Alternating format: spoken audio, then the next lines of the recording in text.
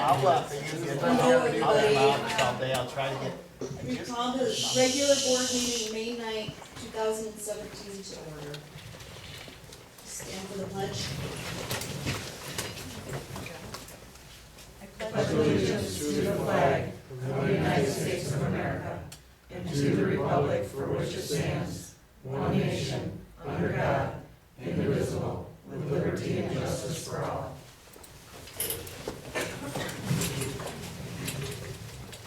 Roll call. House. Here. Lunshine. Here. Wolfgang. Here. Kuchera. Here. Dyke. Here. Fitzpatrick. Campbell. Here. Fitzpatrick is excused. Okay.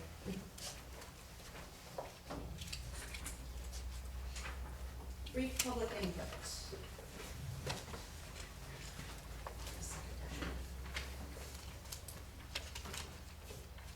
I'll steal your thunder. I'll do a little announcement for you. Good evening, my name is Brian Souza, I'm from Wade Trem, I'm a municipal service engineer here in our Traverse City office.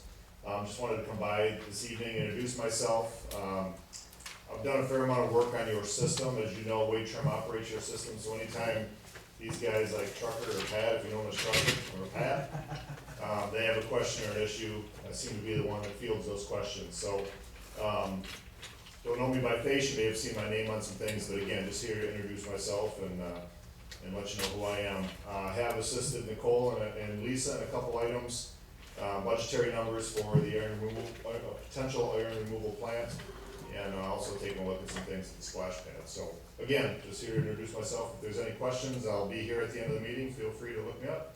Thank you. Thanks, Brian. Can we bypass Patrick? We actually, board, I asked Pat to speak in public input because a pretty major issue came up today in one of our subdivisions with our water system. So it wasn't on the agenda, and it's something that we need to address tomorrow further, but I wanted you all to be informed tonight of what's going on, because again, it's pretty major stuff, so.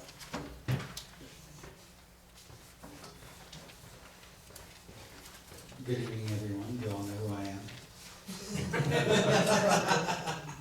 I am. We found out this morning that Leonard Ready Mix contracted out Elmer's to tap a 1-inch water service for a vacant lot out on Jet Drive in Belvedere subdivision. They called Lisa this morning for an inspection.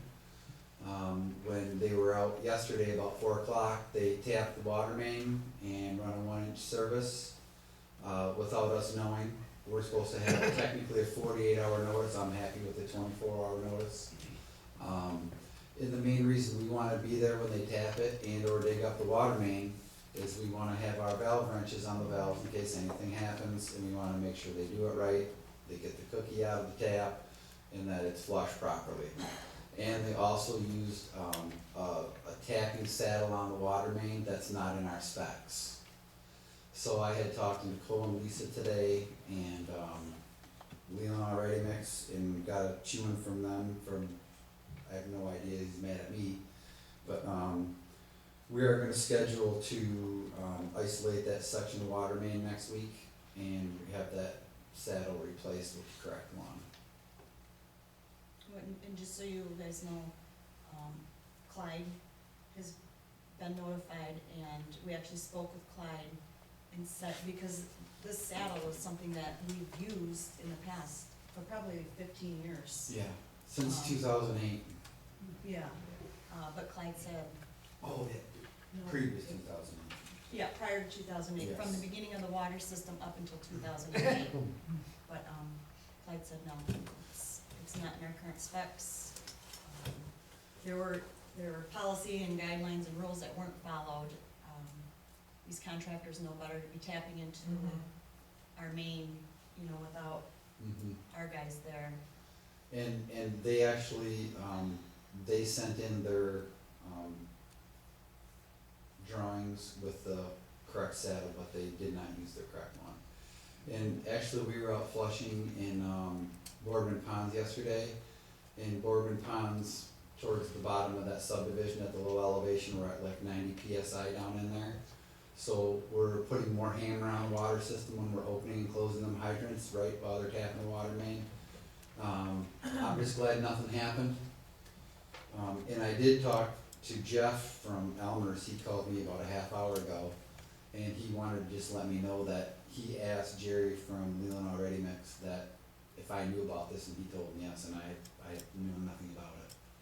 So and I don't know if the township wants to have a letter sent to Leland Already Mix, telling them that, they could be possibly banned from doing any work on the water system or sewer system. And it's not the first time I've had problems with them. And now, because it's gonna have to be corrected, it's gonna affect that subdivision, with their water supply, their water pressure. We're also probably gonna have to involve the DEQ for the back tease tests. Yeah. And Elmer's has done work for this township for years, and we were able to make contact with another project manager today who immediately answered his phone, talked to Patrick, got the story, called the other project man. Elmer's has It wasn't been anything, it great, wasn't it wasn't Elmer's. Elmer's. So, yeah, And our weight trim people were harassed, threatened, as far as not knowing their jobs, not knowing what they're doing, and this company is not gonna deal with Blair Township anymore, and our guys were really upset, which then in turn Lisa gets the phone calls, and yeah. so. And there's a couple different ways we can do this. We may be able to lower that pressure enough by isolating one of the valves and shutting the other one down almost and opening, throttling the pressure with the hydrant and having a pressure gauge on another hydrant, so they can actually slide a new saddle over the old one. If not, we're just gonna have to isolate it, and then once you drop it below 20 PSI, we're gonna have to take 2 bacteriological samples 24 hours apart from one of the residents that's on the water system. We're talking like a day and a half worth of work So, by our guys. just, do you guys have any questions on this? You guys all got my number, call me if you ever have any questions. And I also, while I'm up here, wanna mention on the April client report, I mentioned in strategic considerations about having the SCADA programmed, so we don't have to keep spinning that valve, manually every day. I do have, Don Jeanette, who I've been using for my controls, he's gonna be calling me tomorrow about an issue we had at the lift station today, which is all taken care of. And I can ask him to write a quote if you guys would like me to get a price for that. Would you guys Yes, like me to please. do that? Okay, Mhm. I'll go ahead and do that then. And that'll be nice to have even for the future, we'll have that versatility. If something happens with well 4 or something, we can use that. So, any questions? Have a Alright, nice thank you. evening. Thank you. Thank you. Patrick. Thanks.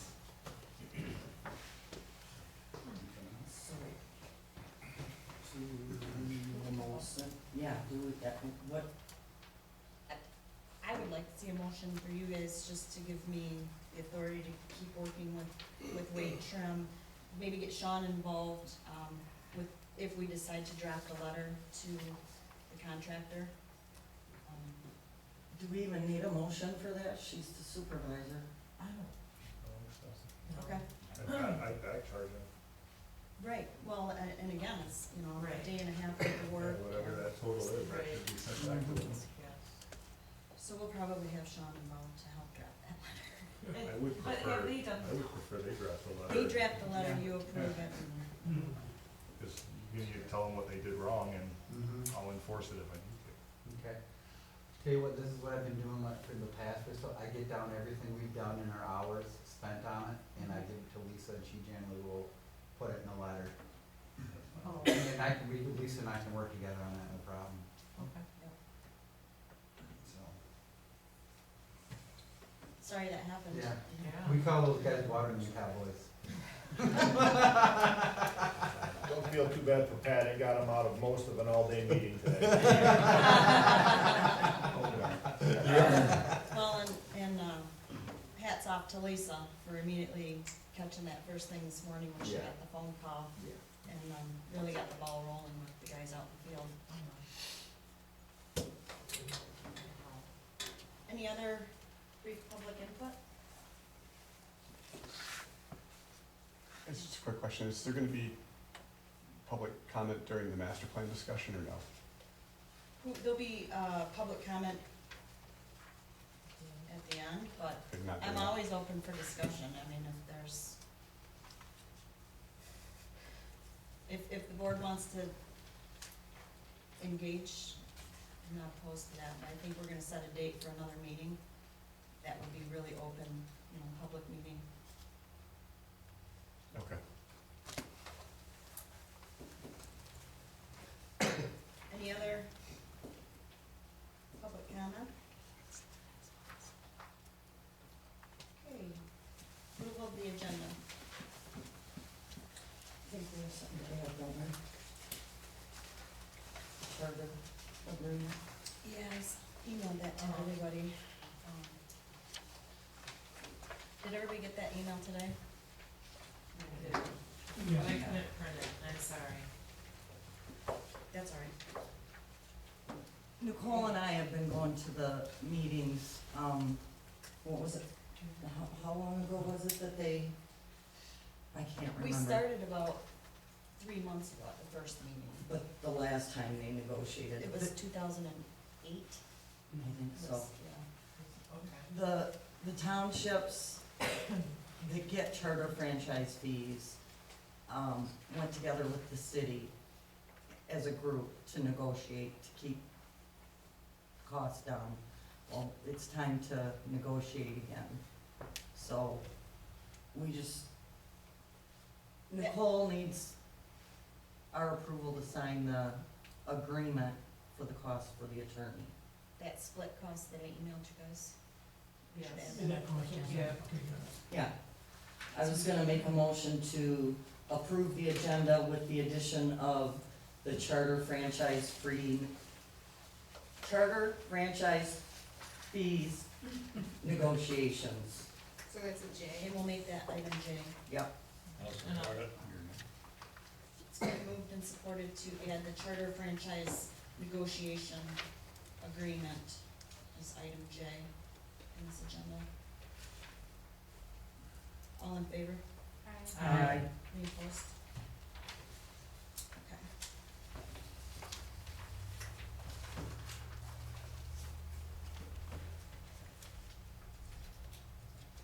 Declaration of conflict of interest.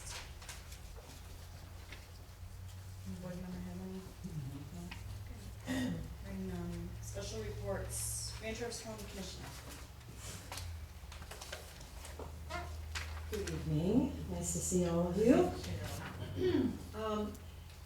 Probably the only thing that really is hot on the county commission agenda these days is our conversations about the pension.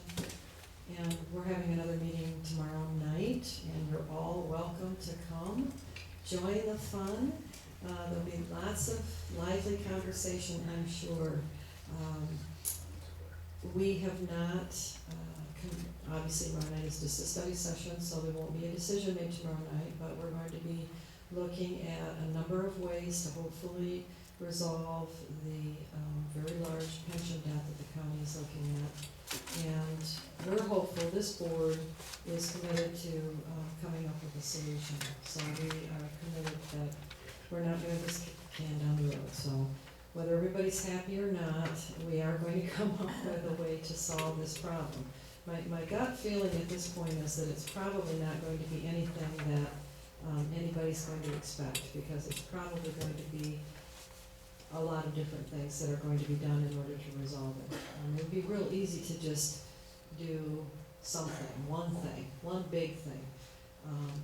But the problem with one big thing is that it doesn't resolve all the underlying issues. So we are putting a lot of energy into looking at all of that land. Remember I brought you that map the last time of all that property that we have in the county that is not on the tax rolls, so it doesn't generate any money. And a lot of it isn't being used. So the question is, you know, if you had some assets and you had some debt, what would you do to try and resolve your debt? Well, you might liquidate assets that you weren't using. So we're in the process, and it's a complicated process because every piece of land that you're given comes with strings, and it comes with, emotional strings sometimes, and it comes with legal strings other times. And so we're trying to untangle those Gordian knots on those parcels to see what can we actually sell or give back. If we give a piece back, it goes back on the tax rolls, which is something, rather than right now, which is nothing. We just discovered last week that the basement of the governmental center is literally full of stuff that could be sold. There are What kind of rooms, stuff. I asked her, we haven't got the inventory yet, but I was down there for a presentation, recognizing employees, and I was in that wonderful cafeteria that we have down there. I don't know if any of you have ever been in that, but, you know, beautiful river view and all these glass windows, and it's never used. I mean, some guy walked in with his bag lunch, you know, into this beautiful space, and I said, my gosh, why are we not partnering with one of the hundreds of food purveyors in the county to bring in breakfast and lunch? And they make some money, we make some money, we use the facility.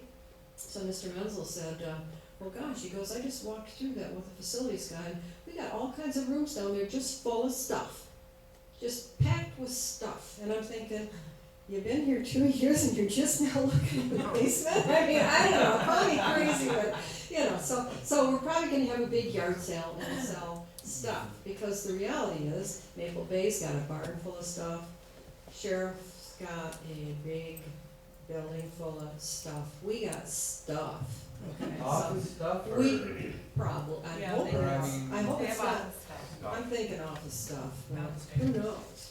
I mean, who knows? We don't know, because nobody's looked at it in a long time. So the point is, why has nobody looked at that? I mean, why has it, why, I mean, this is not rocket science, you know? If you got debt, you find where you can liquidate and sell. So that's gonna maybe, I mean, that isn't gonna get us $54 million, okay, duh, I mean, I get that. But if it got us $500,000, I'd pick it up if I found it on the sidewalk, I bet you would too, right? Yes. So 2 years ago, Commission on Aging, okay? Yep. We were thinking about I was down there 2 years ago, looking at everything to put the Commission on Aging offices there. Yep. Because instead of on Front Street, which is a city building, Yep. which the county is paying rent, No, we're not. although you're actually swapping, That's you're actually swapping rent. But if we would take it from the Front Street, then the city would owe the county and not, they don't want to be even. And that's something So to we, look at. so I did walk around there with Georgia and all that, and, in fact, that was before Tommy even came into it. And, well, we were thinking about, that would be great, because also the, utilities over on Front Street, we don't have to worry, because down the basement, it is beautiful. over It's a there. nice space. Well, we could rent offices to lawyers who are looking Yeah, for stuff. there's some other You know, there's offices some of around. those out there too. Yeah, we have a splash pad, if anybody needs a splash pad. We do. Yeah.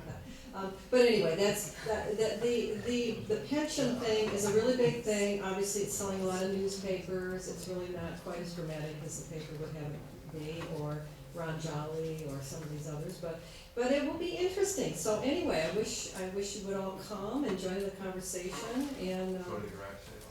and come to the garage sale, yeah, bring your wallets, and, beyond that, you know, we're looking for an administrator, we started that process, got a lot of feedback, from people on what they want that new person to look like.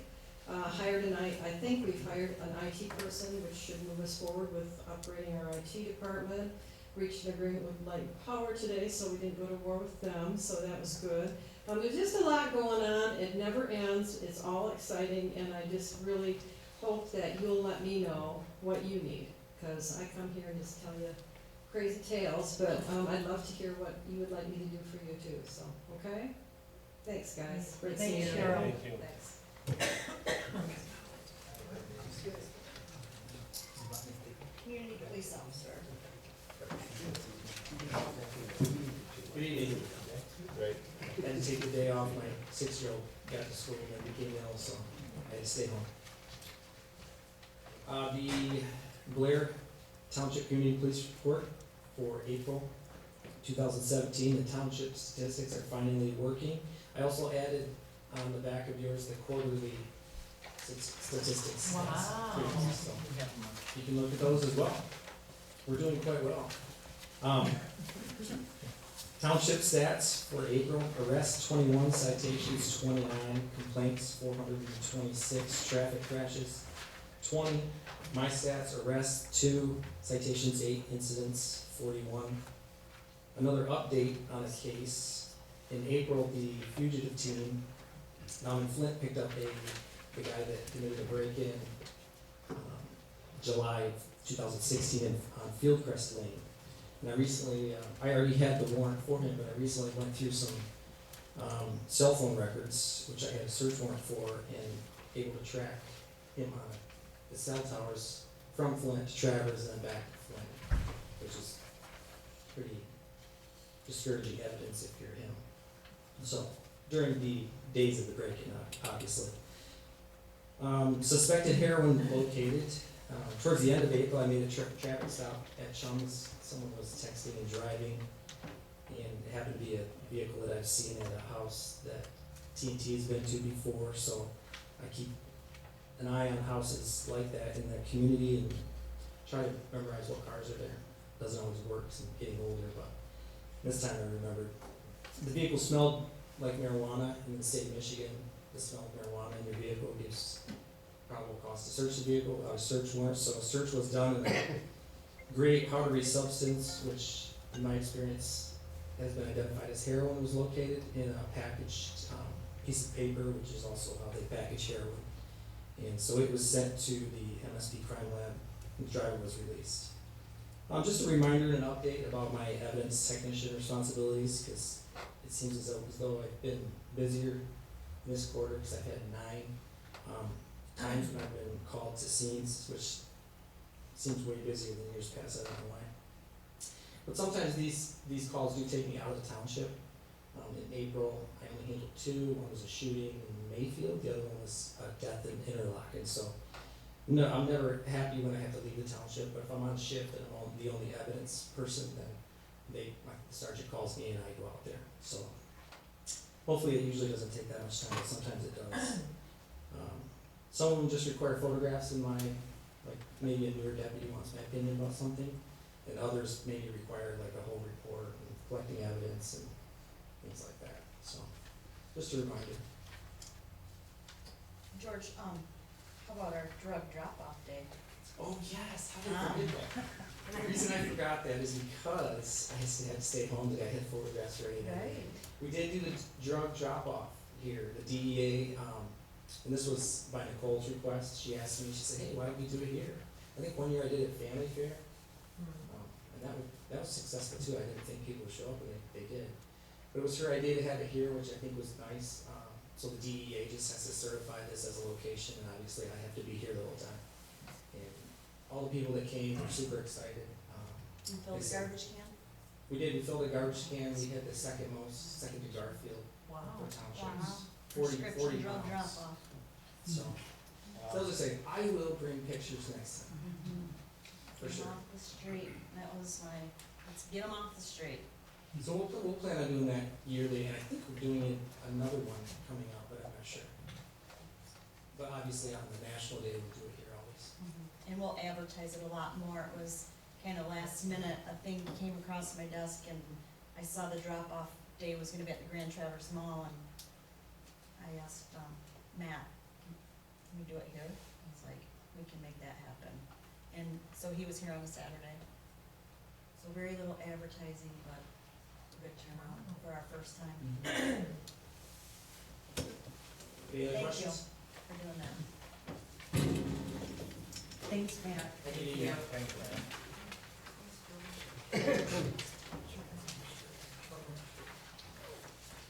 EMS report.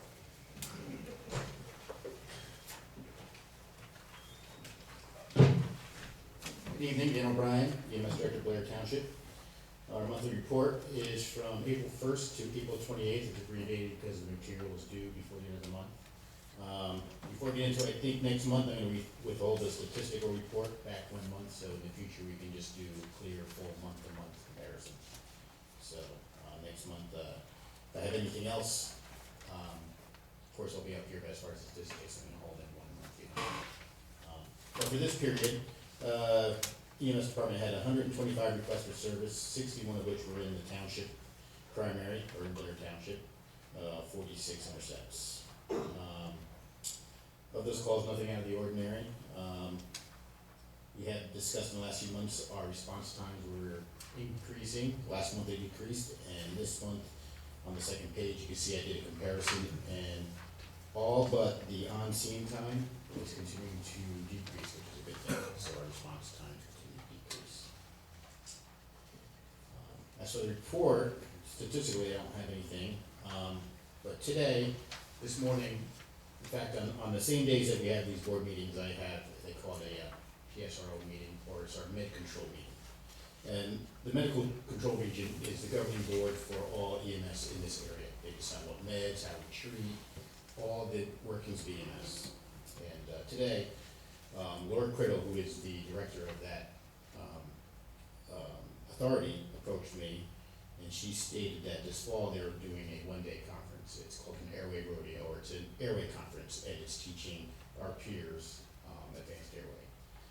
And so she approached me, and she cited that to the reputation of Blair, the experience that our paramedics have, that she would like us to be a partner in that, be sponsored by them, but would like us to take a leading role on giving this one-day course to our peers in the area. And of course, I said I'd be glad to, you know. And she was happy, and so we're looking to do that in September. And I just wanted to bring it up to illustrate that the fire medics and the fire EMTs that work for Blair, locally and to their peers have had a great reputation. They are known to be experienced providers. The calls that we get are tough, coming from areas like Niesick and Kingsley. And she stated that, you know, due to the consistent quality of care we give in those type of long distance transports and the knowledge and the background we have on providing that care, that she thought we would be a good partner for her for that course. So I just wanted to give credit to my guys and to our own a little bit on that. So, I agree. and we'll let you know how it goes. Unless there's any other questions, I don't have anything for you. Thank you. Thanks, Dan. Hello, Hey, Jen. it's been a short time since we've seen your last report. The one good thing that well, it's terrible, but, we had a structure fire, and I had great help from Green Lake Township. I had great help from our own members, and I had Buckley and Long Lake on the road, and canceled them, was able to cancel them. It was a trailer fire, and we were able to save everything from the bedroom to the front of the trailer. Most of it's got damage, but at least the place is still standing, so. And I gotta have to give kudos to the sheriff's department, because those guys worked real hard for me, and I called everybody in the northern Michigan I can think of on the road, because I knew it was the middle of the day, and we'd have tough time. And we were able to get everything we needed, so it worked out wonderful. Our guys worked from the moment they got there until late in the evening, packing back up, and they did it all by themselves, so it was really nice. I was very happy, very proud. I'm going to, I've been to a couple of lockdown drills, one at Abba's house and one at the Blair School. And everything has went well. They're all hiding like they're supposed to, and they're quiet, so hopefully nothing ever happens, but if it does, they're prepared. And then I hope to be able to go, as Matt has, to the school to read to the kids and have lunch. I tried to go Thursday, but we were busy and calls and couldn't make it. None of us could make it, so that's what we need to do. And if anybody in the audience has a homeowners association that has regular meetings, I'd love to come and talk about fire prevention anytime if you would like to have it. That'd be great, so spread the word. Any questions? Did you put that on the website? No. We should. I have a We difficult, should, 'cause I have a difficult time with the website. I can't navigate. I don't know, I can't, my own, I can't add stuff. I can't add, subtract, and alter, because I just don't have the, I know of a homeowners association meeting scheduled good, in the near future. good. Seriously, simple example, South Creek is getting old enough now where all of their carbon monoxide and smoke detectors they're needing to be replaced. And we don't go there all the time, but we go there often, and it's the same problem, bad detector, bad smoke, carbon monoxide detector, so. And those are big houses and they're a long ways away. It's pretty important. Thank you. Thanks, Thank Jim. you.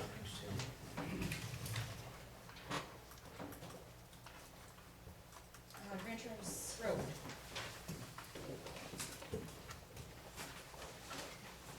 Well, it's been a couple months, I've been busy, you guys have been busy, it seems like we just been missing meetings.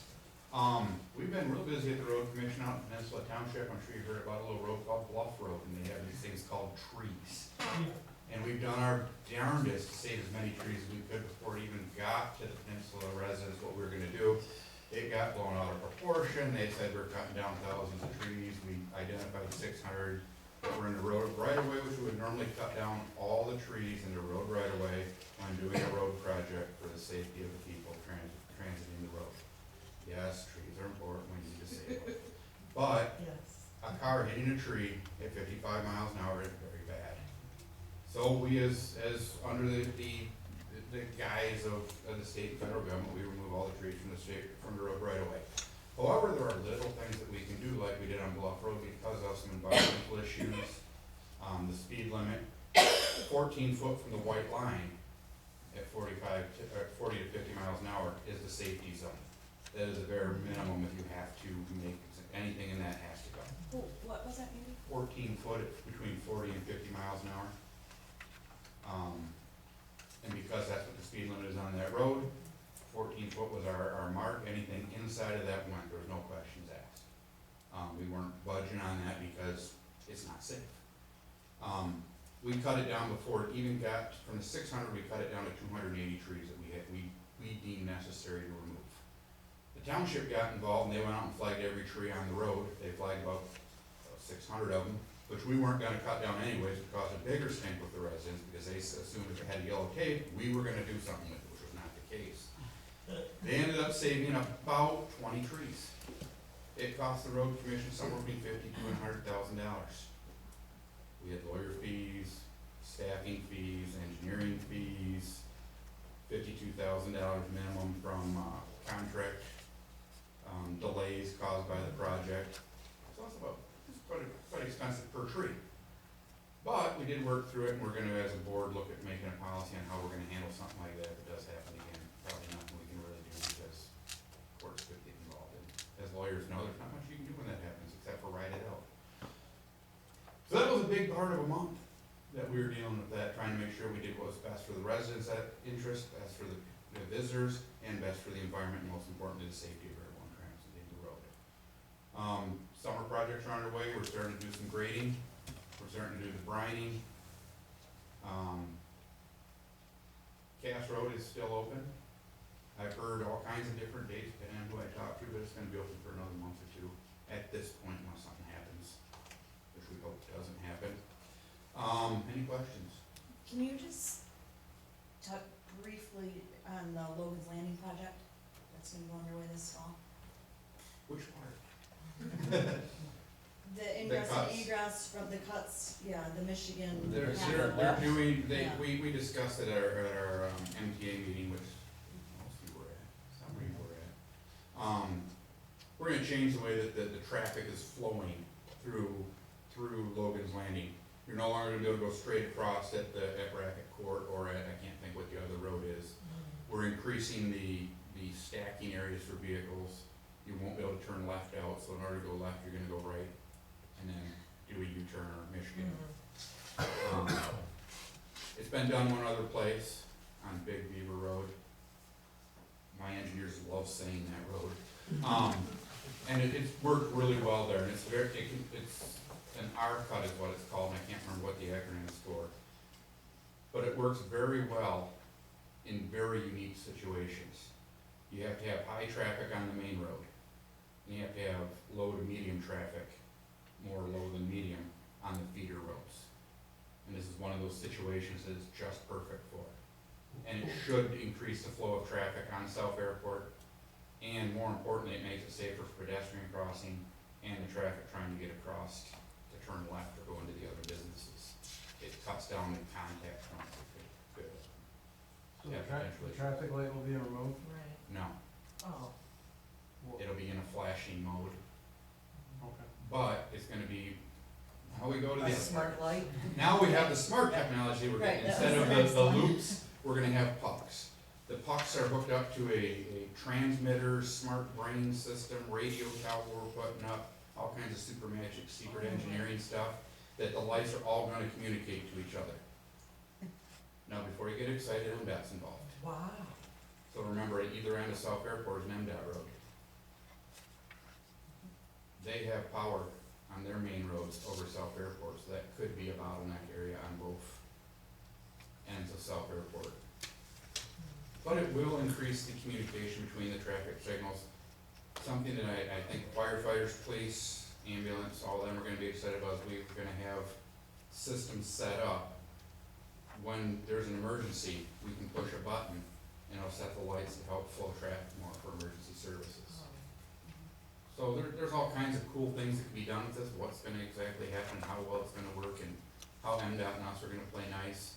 It's supposed to be a smart system that's supposed to learn and do cool things, and sometimes that works really well, and then sometimes it doesn't.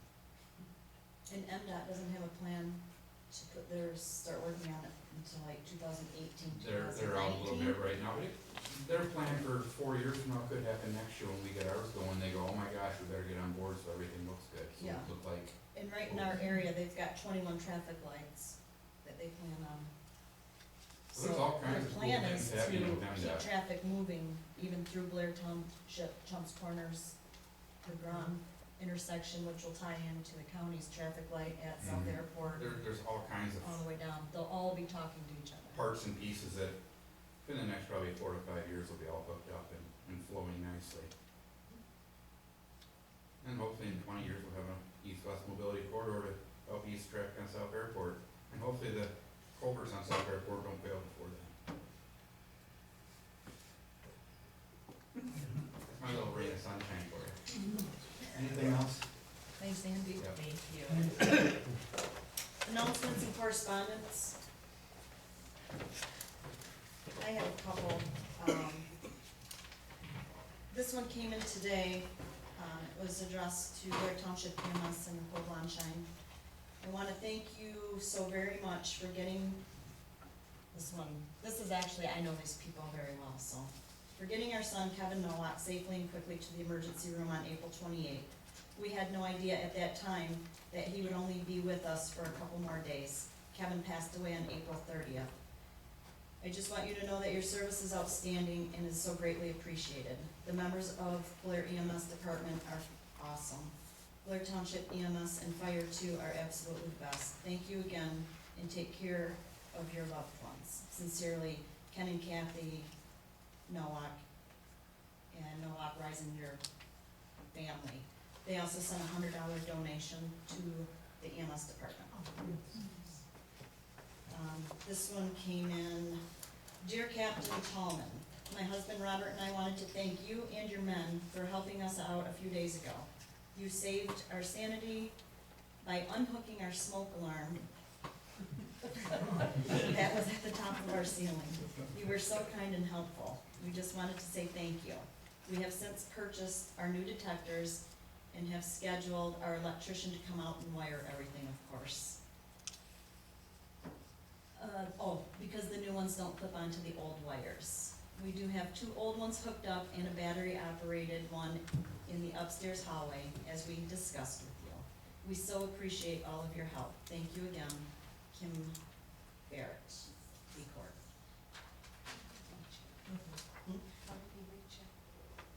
Ready? I don't know. Thanks, you guys. Thank you.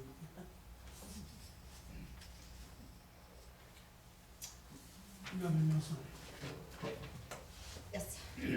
Okay, one embarrass Roger. It's his birthday today, okay? Oh, Happy birthday, Roger. Thanks. Happy birthday, Roger. The community garden grant, we just forgot to take that off the agenda. Everybody knows that we received the grant for a community garden, which ground should be breaking as early possibly as this weekend. We had frost this morning, and we have our sunscreen dispensers that, the contract is signed, so they should be arriving shortly. Consent calendar.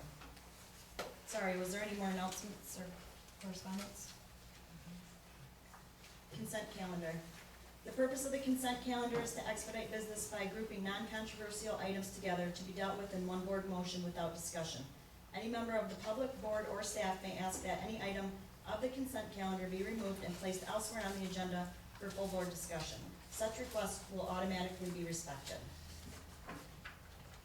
Is there anybody from the public, board, staff that would like anything removed?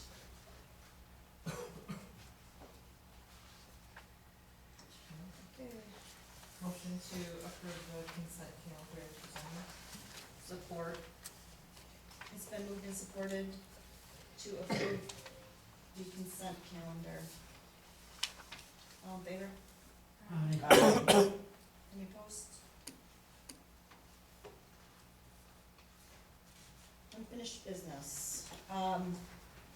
Sean is here tonight.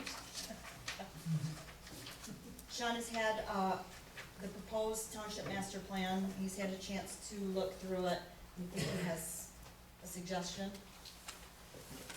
Don't have a suggestion, I guess I'd answer any questions that the board may have, about it.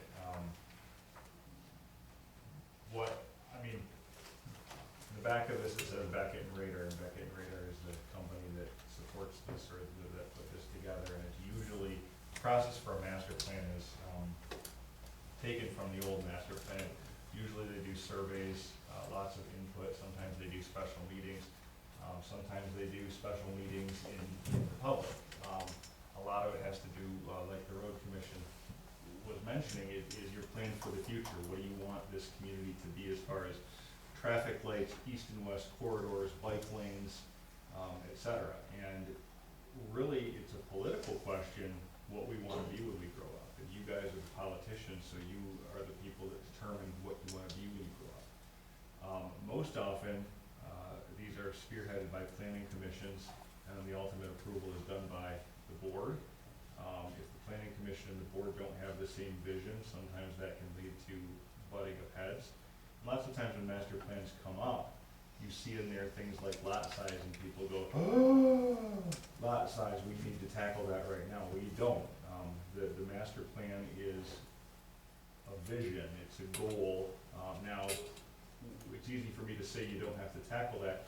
The next thing this Beckett Rader is going to want to do, and is intelligent and appropriate, is if the master plan is adopted in the form that they propose, they're going to come back and propose that we adopt a zoning ordinance, which is going to have substantially similar material in it, and that is the law. So that is where it gets pretty serious and the rubber meets the road as far as what we put in here goes into there.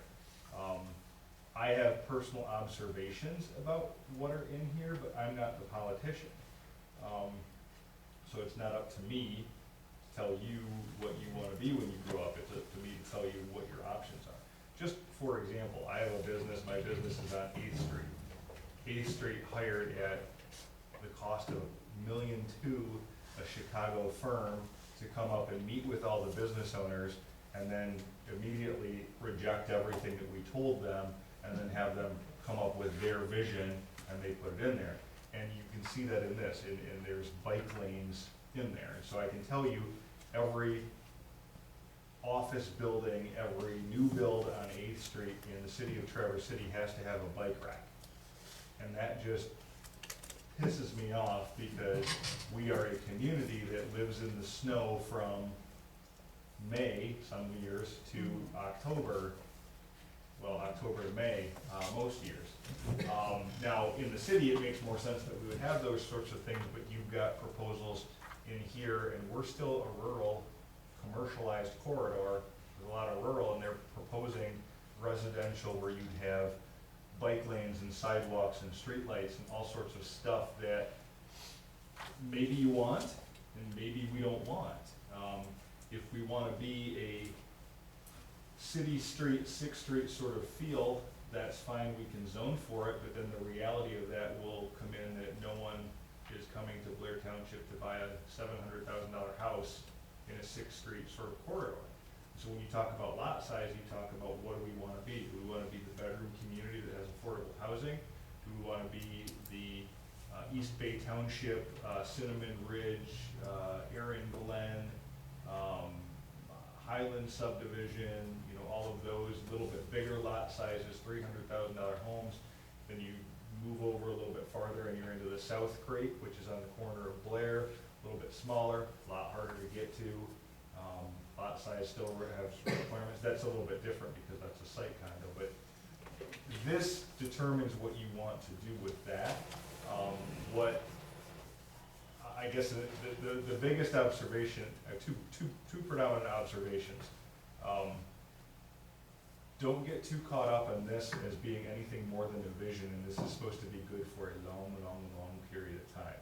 So if we think we want to transition to something that is beyond the corridor, if we want to encourage an industry again, if we want to encourage manufacturing again, that's not going to happen overnight, but you can zone for tax incentives, you can zone for specific places that would put us on main thoroughfares out south of Chumps Corners, out continuing this way. If we want to encourage less sprawl and more development, you can put that into a master plan and continue on to that. If you want to encourage gigantic McMansions versus affordable housing, there are ways that you can zone different things or plan into a master plan different things. That's all political, and there is absolutely no right or wrong answer. That's for you guys to decide. So, well, it's for you to decide. I guess my proposal is we would get together with the Planning Commission and Beckett Rader, and what we need to do is the guy that's being paid $1.2 million by the city of Traverse City to ignore my opinion may want to listen to your opinions, or we may want to think about what we want to do. Because this is ultimately our plan, it's not their plan. It's our plan. You guys don't like it and do with it what you want. These people and the greater public vote your butts out, and they get someone that adopts a plan that is quote unquote our plan collectively.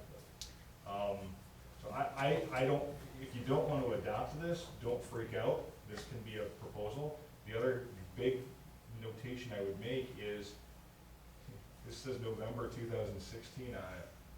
What happened? We changed a lot, Yeah. like a lot. Yes.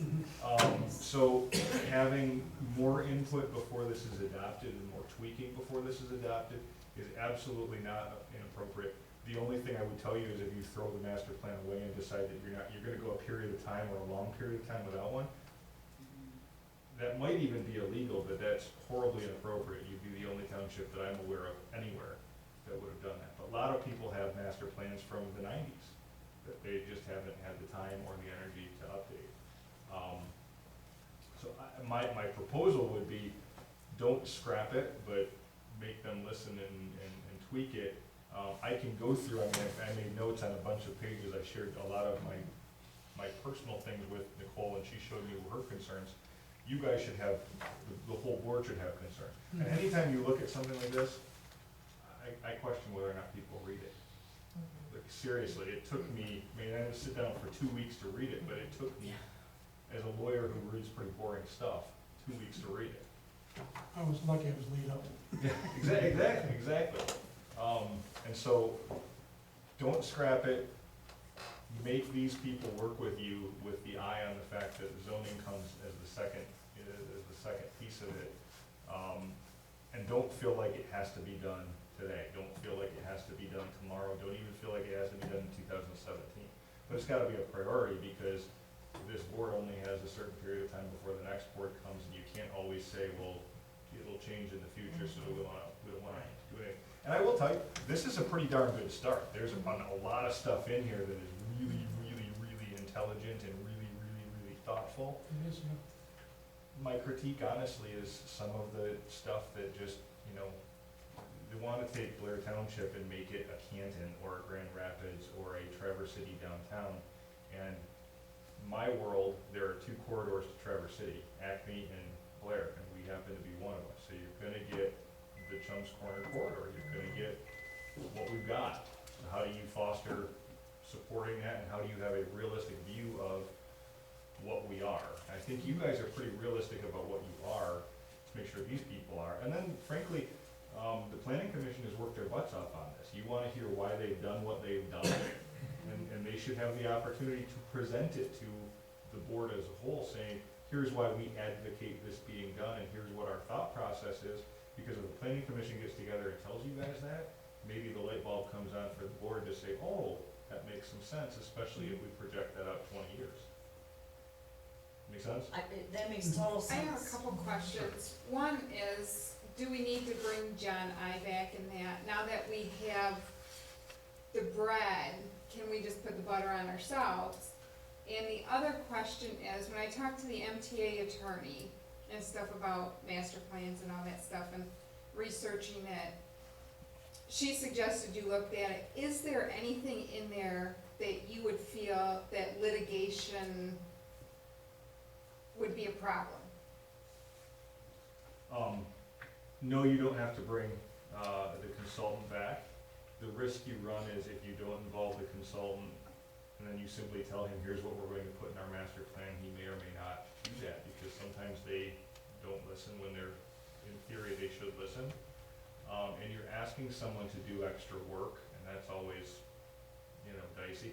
For instance, if I say, I want the residential to reflect the fact that this is middle income area, or maybe even low to middle income area, and we want smallish houses, but we don't want trailer parks. People are afraid to say, don't want trailer parks, but if you say that on the record, then, someone might use that against you. It's fair to have that as your opinion if that's what you want, or that's the vision. Having that person in the room may help, and having that person may not. If he hasn't listened in the past, maybe you don't need him. You certainly don't need him to hear from the planning commission and say, here are our places to identify that we want to fix, because there are several in there that, I think you do want to fix. So the short answer is no, you absolutely don't need to have that person there. They need to have, I suppose we could even just change it without that person being even involved.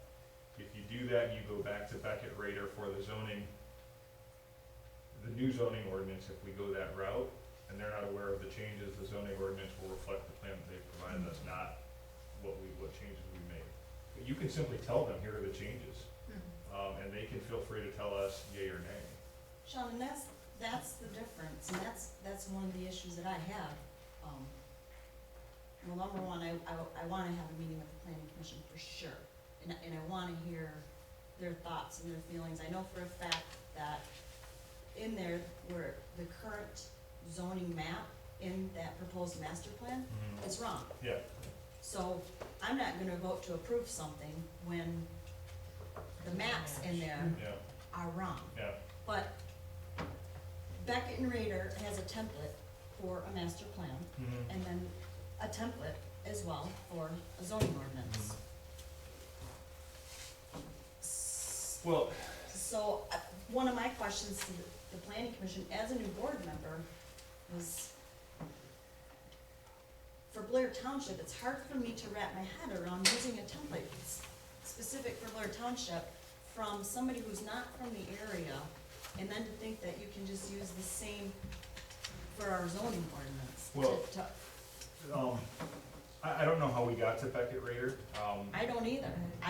They're That was, a reputable company. I mean, I've researched them enough to know that they've got enough of a reputation.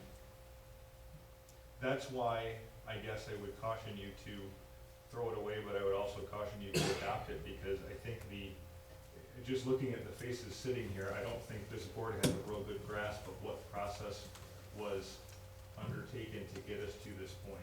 none. Number For me. two, don't fool yourself. I mean, Beckett Rader comes in and will say, we'll do your zoning, your master plan for $50,000. They sit down and have these meetings, but they've got the plan on a shelf somewhere. Are they tweaking it? Yes. Should they be taking your input into effect and putting it in there? Yes. But I can tell you, and I'm drawing a parallel example, I'm not telling you Beckett Rader did this. I sat in at least 5 meetings with business owners directly on 8th. Every single one of them. This is a thoroughfare corridor. It needs to be paved so cars can go past. And the plan you have is lights and stops and trees and walking paths and bike paths next to it, and alleyways that go, on the other side. And that may all be great for walkability, and that may make it more like a front street, which is fine. That's not my vision, that is their vision. If that's the vision that the board ultimately adopts, that's what the city will build. Don't get caught up though, if their vision is bike paths and trees and whatnot, and you guys want culvers and Werfel parks and subways and farm and fleet, I mean, and Menards, because that's what we are, this doesn't need to supplant that, and you can't change what you already are to a certain degree. I feel like I'm giving you political stuff though, instead of telling you the meat and potatoes. But answering, I mean, I don't know, not knowing how the process to get there, I just have the question about that. And you're right, because you spent whatever, and I just made up the $50,000. It was 30. Okay, 30. The next step is they're gonna come back and say, and for an additional $20,000, we'll sell you a zoning ordinance. Right. And the zoning ordinance is going to adopt this. Now, there's nothing wrong with that. If you come and say, I want a residential lease, I pull out a form and I plug in names and numbers and I tweak things. If they're tweaking the ordinance to reflect the tweaks in the master plan, that's fine. That's fine. I wanna get back to Tracy's question though. Litigate, Thank you. issues for litigation on the master plan is hard to guess, but you're already there with Woodbury Estates. You're already there talking about minimum lot size. So you're not gonna prevent litigation.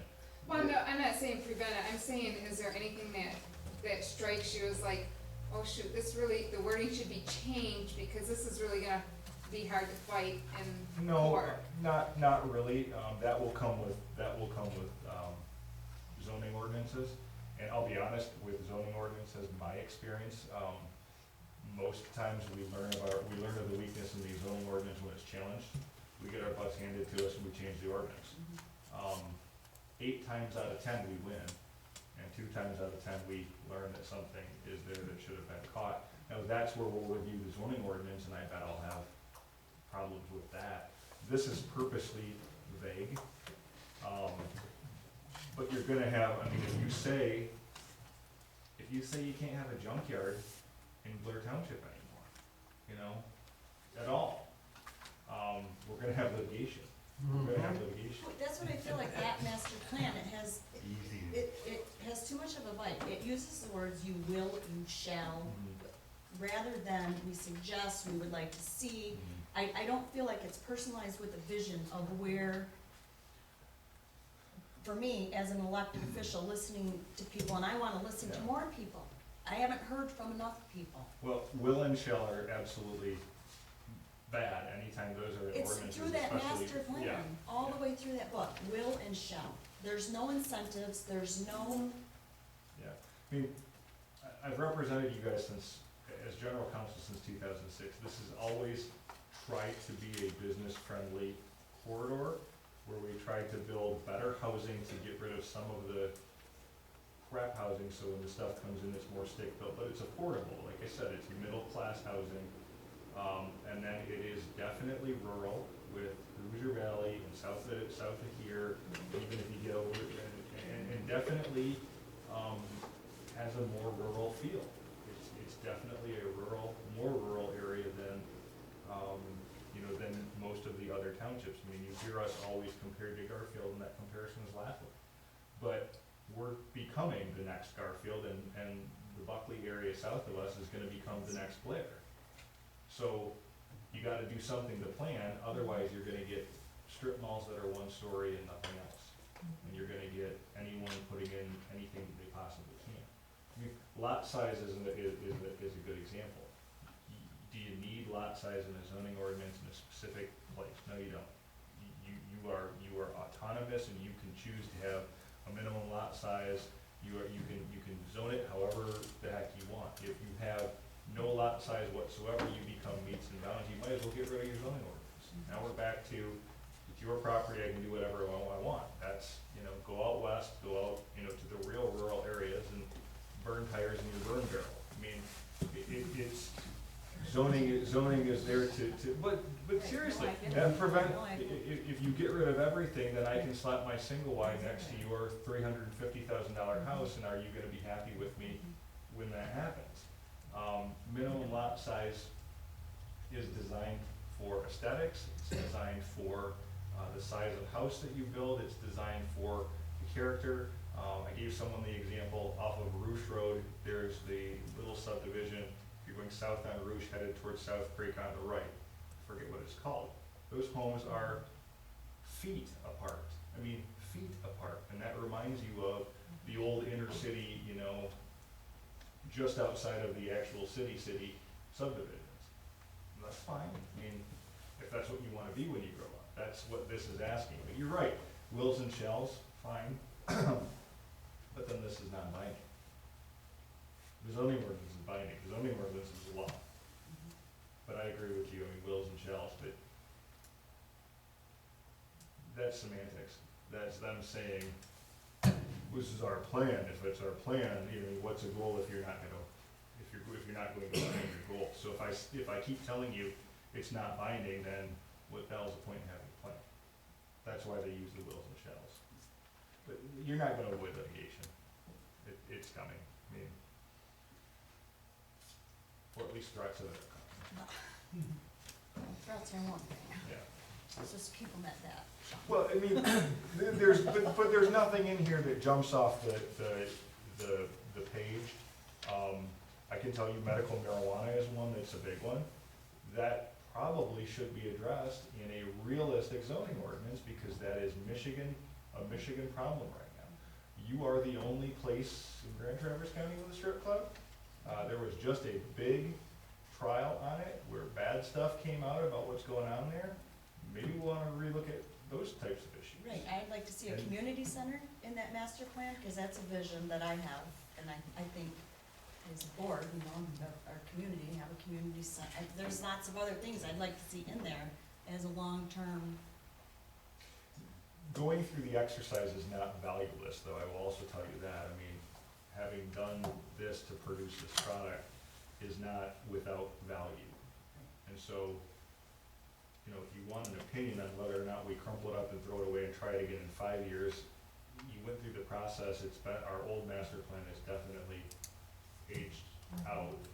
2009. The only thing I would encourage you to do is keep it on the front burner, or at least near the front row. Well, I know at budget time we talked about, scheduling joint meetings with the township board, the planning commission, and the zoning board of appeals. And we actually have it on the meeting. I have, and I'll bring it to the next meeting when we adopt all that stuff, but And to my knowledge, it's scheduled them never quarterly. happened before in the history. I can't believe that you'd be considering approving this without a joint meeting of the planning commission and the board. So the planning commission can tell you, here's what we did, here's why we did it, here's what we're thinking. They should get that opportunity. If it's their product and they wanna sell it, then they should do a good job selling it, because I know they've worked hard on it. I Didn't agree. Didn't we have a joint meeting? Yeah. with the Yeah. planning There was. commission? How'd it go? It was, received rave reviews. Okay, 5 of the current board members were there. okay.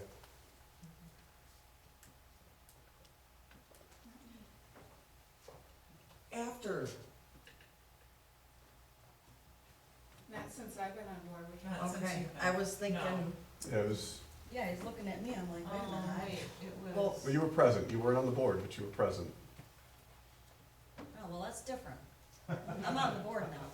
When I mean, I'm an elected official, so no, and I that's have to what, make a Last decision. June and- or July. that's what I meant. I was thinking that the new board had a meeting, a No, joint No, we meeting. did not. Okay. No, we haven't. Did we have two? Have we met, like, Don't get caught up in the But it's semantics good, of yeah. whether or not that meeting should have worked or shouldn't have worked. There is a change in 2 of the elected officials and another trustee position. I mean, that's enough change that if this board is not willing to or comfortable with this, I mean, you want legal advice, don't pass this thing unless you're comfortable with it. You know,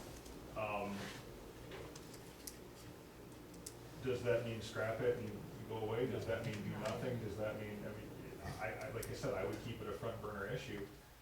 I would let the planning commission be heard from this board, and then if it's a yay or nay, or a go back to the drawing board focused on these issues. But what you can't do is say, I'm concerned about the tenor of the master plan. It's gotta be, on page, you know, find one, on future land use map, you know, we're deeming agricultural conservation south of this and I don't like it. We're deeming this, residential, along the actual corridor and I don't like it. We're deeming, you know, suburban residential. What is the difference between these? You know, that's all stuff that I think can be brought to light and say, I have these problems in here and why. If you identify those specifically, again, those can be political, those can be overarching concerns, but basically, it's silly, but the question becomes, what do you want this place to be when you grow up? And what you need to buy in from the planning commission for is, they're gonna be the ones ultimately dealing with the zoning ordinance, approving or disapproving of the things that are, you know, the vision. The other thing for me with this whole political thing is it's hard for me to not go to the planning commission meetings and ask them questions, Yeah. but I can't. I want to, but I can't. So, yeah, just so you guys are clear on that, with this still being on the table, if there is a quorum of the board, and if Dennis is there and Tracy's sitting in there, I mean, we are advised not to do that. So to schedule a meeting, that's important. I don't wanna scrap that, you guys. There's some good stuff, but I definitely wanna hear more.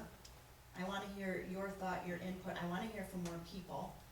The proposed zoning areas, I still wanna hear from more residents that, As stupid as this sounds, you can post an open meetings notice that the board will be meeting for purposes of attending the planning commission and no other business will be attended to.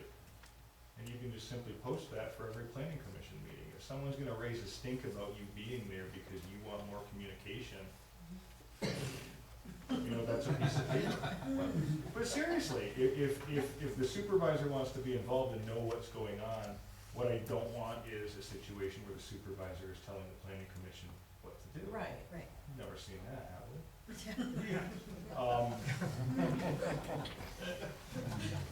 But being involved in having a hand in what's, you know, being said and how things are going is different than exuding control. It would be up to you to deal with that. You can get around the Open Meetings Act. I don't think anyone, I mean, if someone raises a little issue, I'd be happy to defend that, because the court system's going to support the fact that you're there listening. I just wanna listen. Right, right. Yeah. I even said to Tracy, start taping the planning commission meetings so we can watch the tape. And I mean, and that's the thing, you post it as an abundance of caution, you know, and say it would be a meeting, basically a quorum's gonna be there, and I could help Lynette with that notice. It would be a quorum only for, you know, purposes of attending the meeting, no other business will be dealt with. I don't think that's indefensible at all, and I think that's a great idea for a board who's trying to get up to speed. How long did it take this to get put together? A year or more? Yeah, year or more. Yes or no? Tracy, yes or no? Nicole, yes or no? No. Well, I mean, but how long have you taken a look at it? That's what I'm Right, saying. that's the thing. But these guys deserve an opportunity to tell you, Yes. Yeah. here's why we did X, Right. here's why we Right, did Y. right, Yes. and that's what I said. And they deserve to hear from us, Mhm. you know, as a group. If you don't like it, run again. I mean, that's the process. And I don't, like I said, I don't care if you guys go 2 rounds and throw this away. Then at least you spent $30,000 working on it, and ours will be tided over for a long time. Our zoning ordinance is a Frankenstein mess, but it's a Frankenstein mess that we've changed to fit Blair Township. So there's a lot of history in that zoning ordinance that is Frankenstein's to make us functional right now. I can defend our zoning ordinance. I've only lost one in 10 years. You know, we've got some stuff that we can work on with that zoning ordinance on a going forward basis. But don't think that that's gonna be good in 2020 and 2025 and 2030.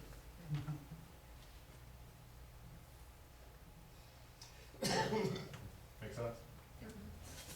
So, on the new schedule, that the first quarterly meeting, I think, would fall in July. Do we wanna do something before that? Yeah, Our I first, didn't give you the one with the quarterly ones on it. the first one is in July? Yeah. It's right over there on that table. The meeting schedule? Oh, maybe it is. Yeah, it is. I gave somebody one Oh, today. you- Just one. Oh, wait. Thanks, Jim. July 18th. It's a Tuesday.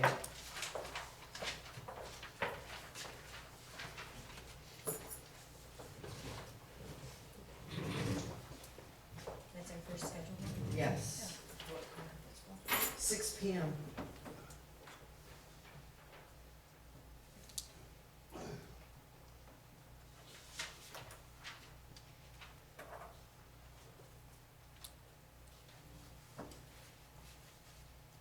Somebody wanna make a motion? You don't wanna get together with the planning commission before then? Well, it's May, it's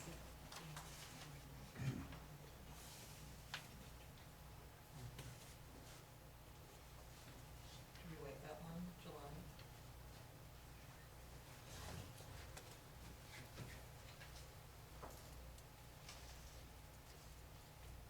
I can get together before that. You want to?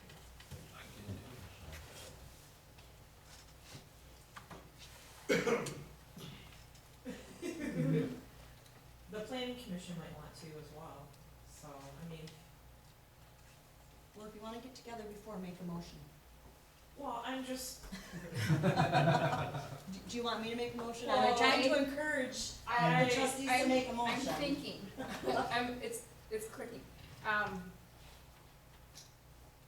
in the process of putting, you don't wanna go too quick because people aren't gonna be able to make it. right, And you don't wanna go too far out because we wanna get the ball rolling. But to have it in June and then again in July, Yeah. does that Oh, make okay. sense? Yeah, You know what I mean? yeah. that's fine.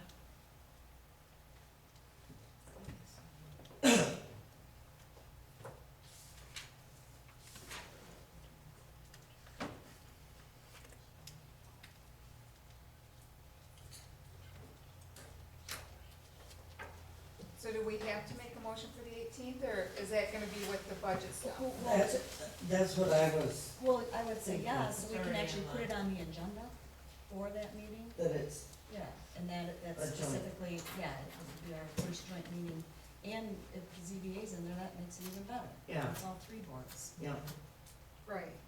So I'll make a motion that our first quarterly meeting with the ZBA, Planning Commission, and Board of Trustees will be on July 18th. It's a Tuesday at 6 PM. support. Any discussion? 6 PM?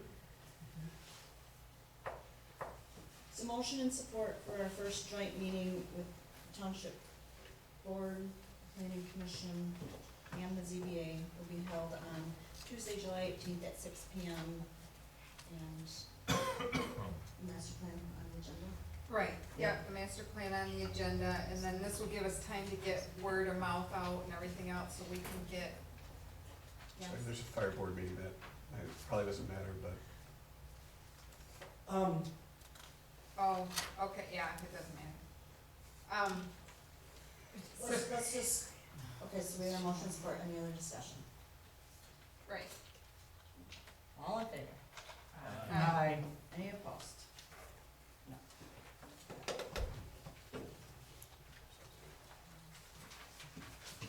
New business. Township auditor, township attorney. Jonathan?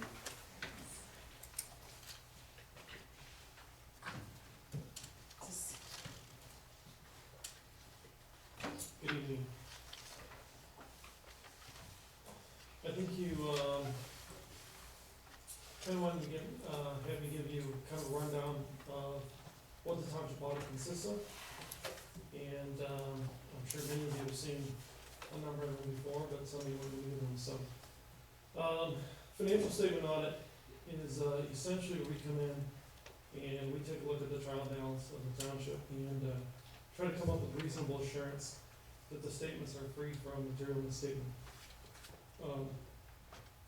Sorry, I'm nervous doing this. I usually hide behind a computer and crunch numbers. Do you wanna sit down? So in the audit, there's a number of things, first we try to plan the audit, so, we have the client acceptance, we monitor our independence, and then we try to evaluate the risks, that are in the township and outside the township, both internal, external risks on the financial statements. Some of these are inherent risks, control risks, detection risks, again, this is kind of auditing lingo, but, so we come up with this pool of risks that we see in the financial statements.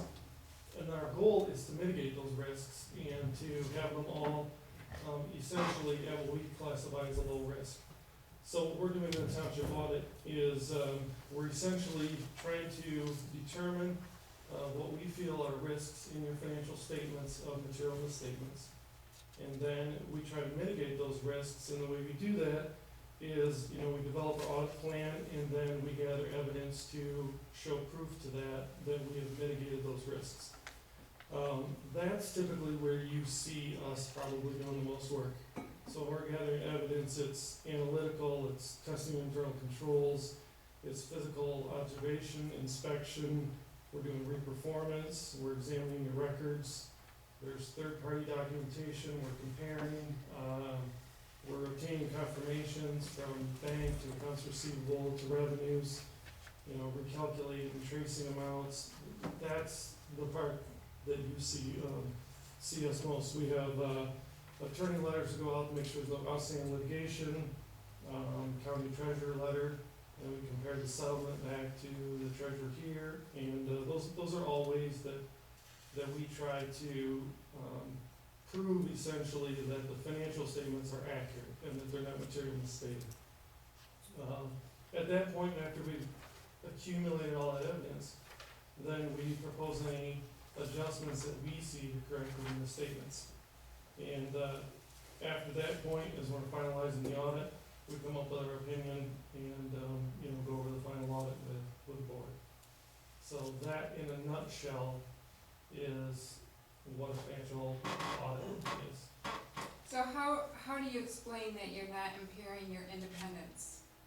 Because you're essentially coming up with the journal entries that you're having somebody put in that wouldn't be able to put it in on their own. We propose the journal entries.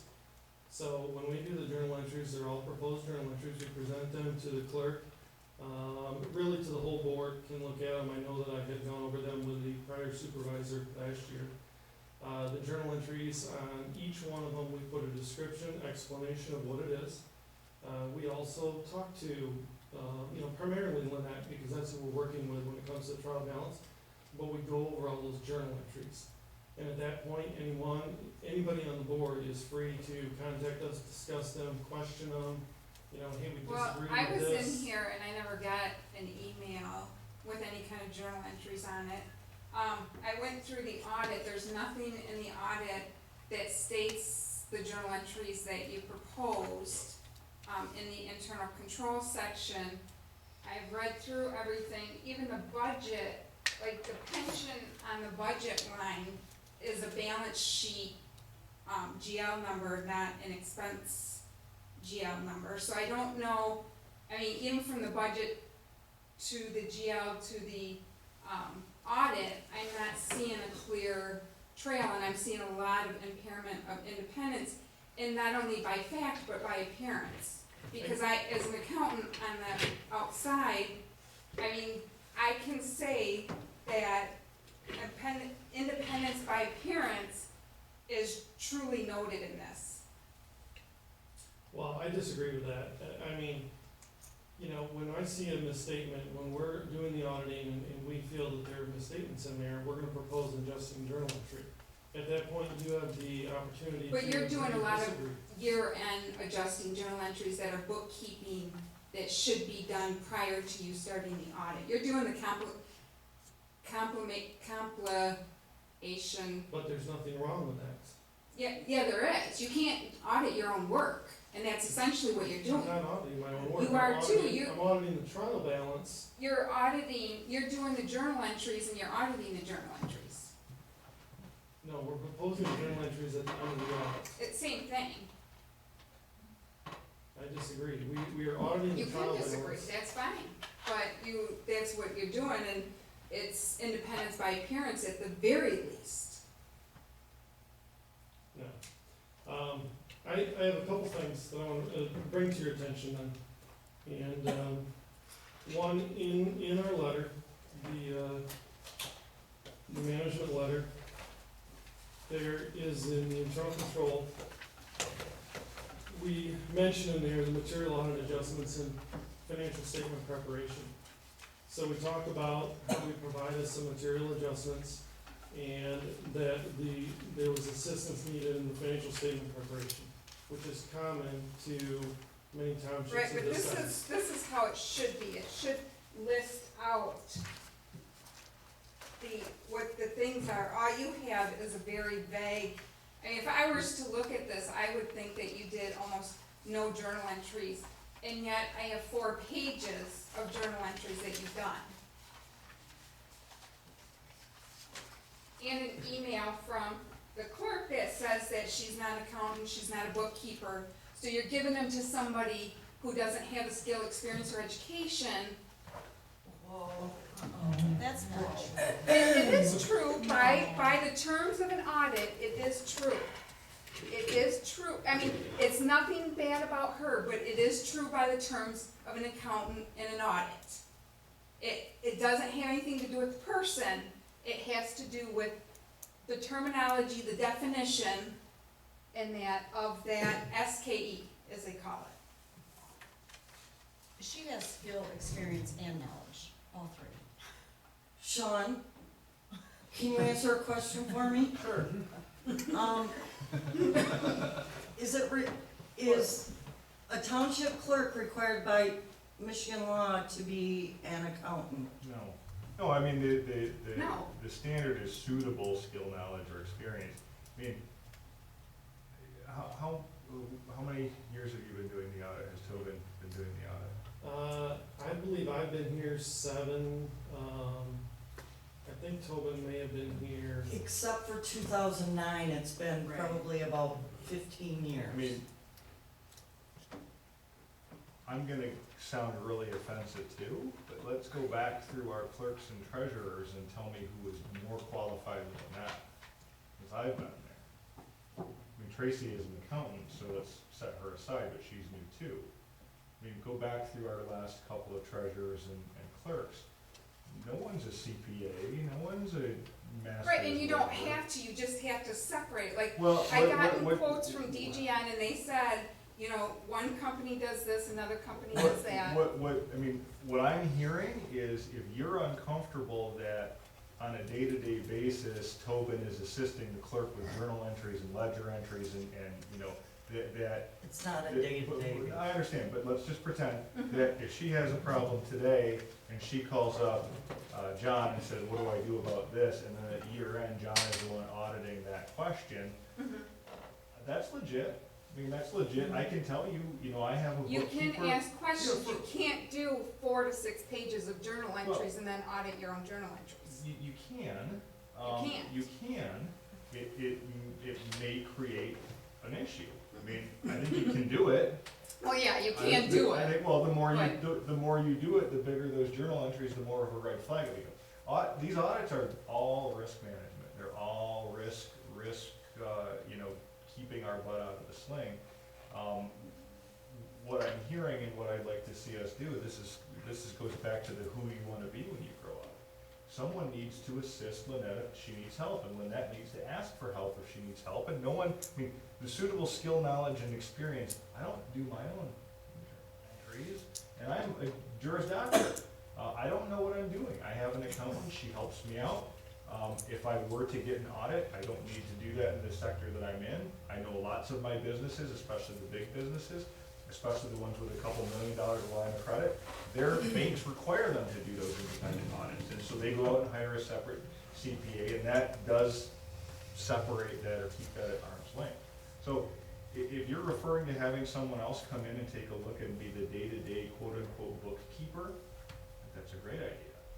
You know, if you're changing horses as compared to Tobin, I don't know, in the risk management game, they've mitigated the risk. If we wanna give them direction on what we're gonna do going forward, that's a board decision, that's a political decision. Yeah, I talked to the DGN's state of Michigan and. DGN's great, Tobin's great, I have no problem with, Plant Moran's great. Just cost and accessibility, higher, the bigger you go, they say they'll be accessible, but then you're gonna get a 22-year-old accountant coming to do your audit. You know, the smaller companies, you're gonna get someone with a little bit more experience, a little bit more personal touch. There's something to be said for institutional longevity. You bring in DGN, they don't know the township, it's gonna take them a while to get through those records and through everything else. But you can fix the problem really easily by just separating out those two questions, or those two roles. You never got to your question, what's your question? Well, I don't know if I have one right now. And how do you determine what a suitable skill set is? You have a suitable skill set. Jonathan, I think you and I have talked about I this. feel you have a suitable skill set. Now, if you're measuring you against the CPA is gonna win all Well, day. I realize But that. even in her own words, she said she doesn't I don't what? have a suitable skill set. So When then- did I say that? In, Whoa, let me grab the email. whoa. If you ask a question because you don't know how to do it, that is some evidence that you don't have the suitable knowledge, skill set, or whatever. I took the Maine bar, to become a lawyer in Maine, because I went to school in Maine, and they asked me about the Maine Improvident Death Transfer Act.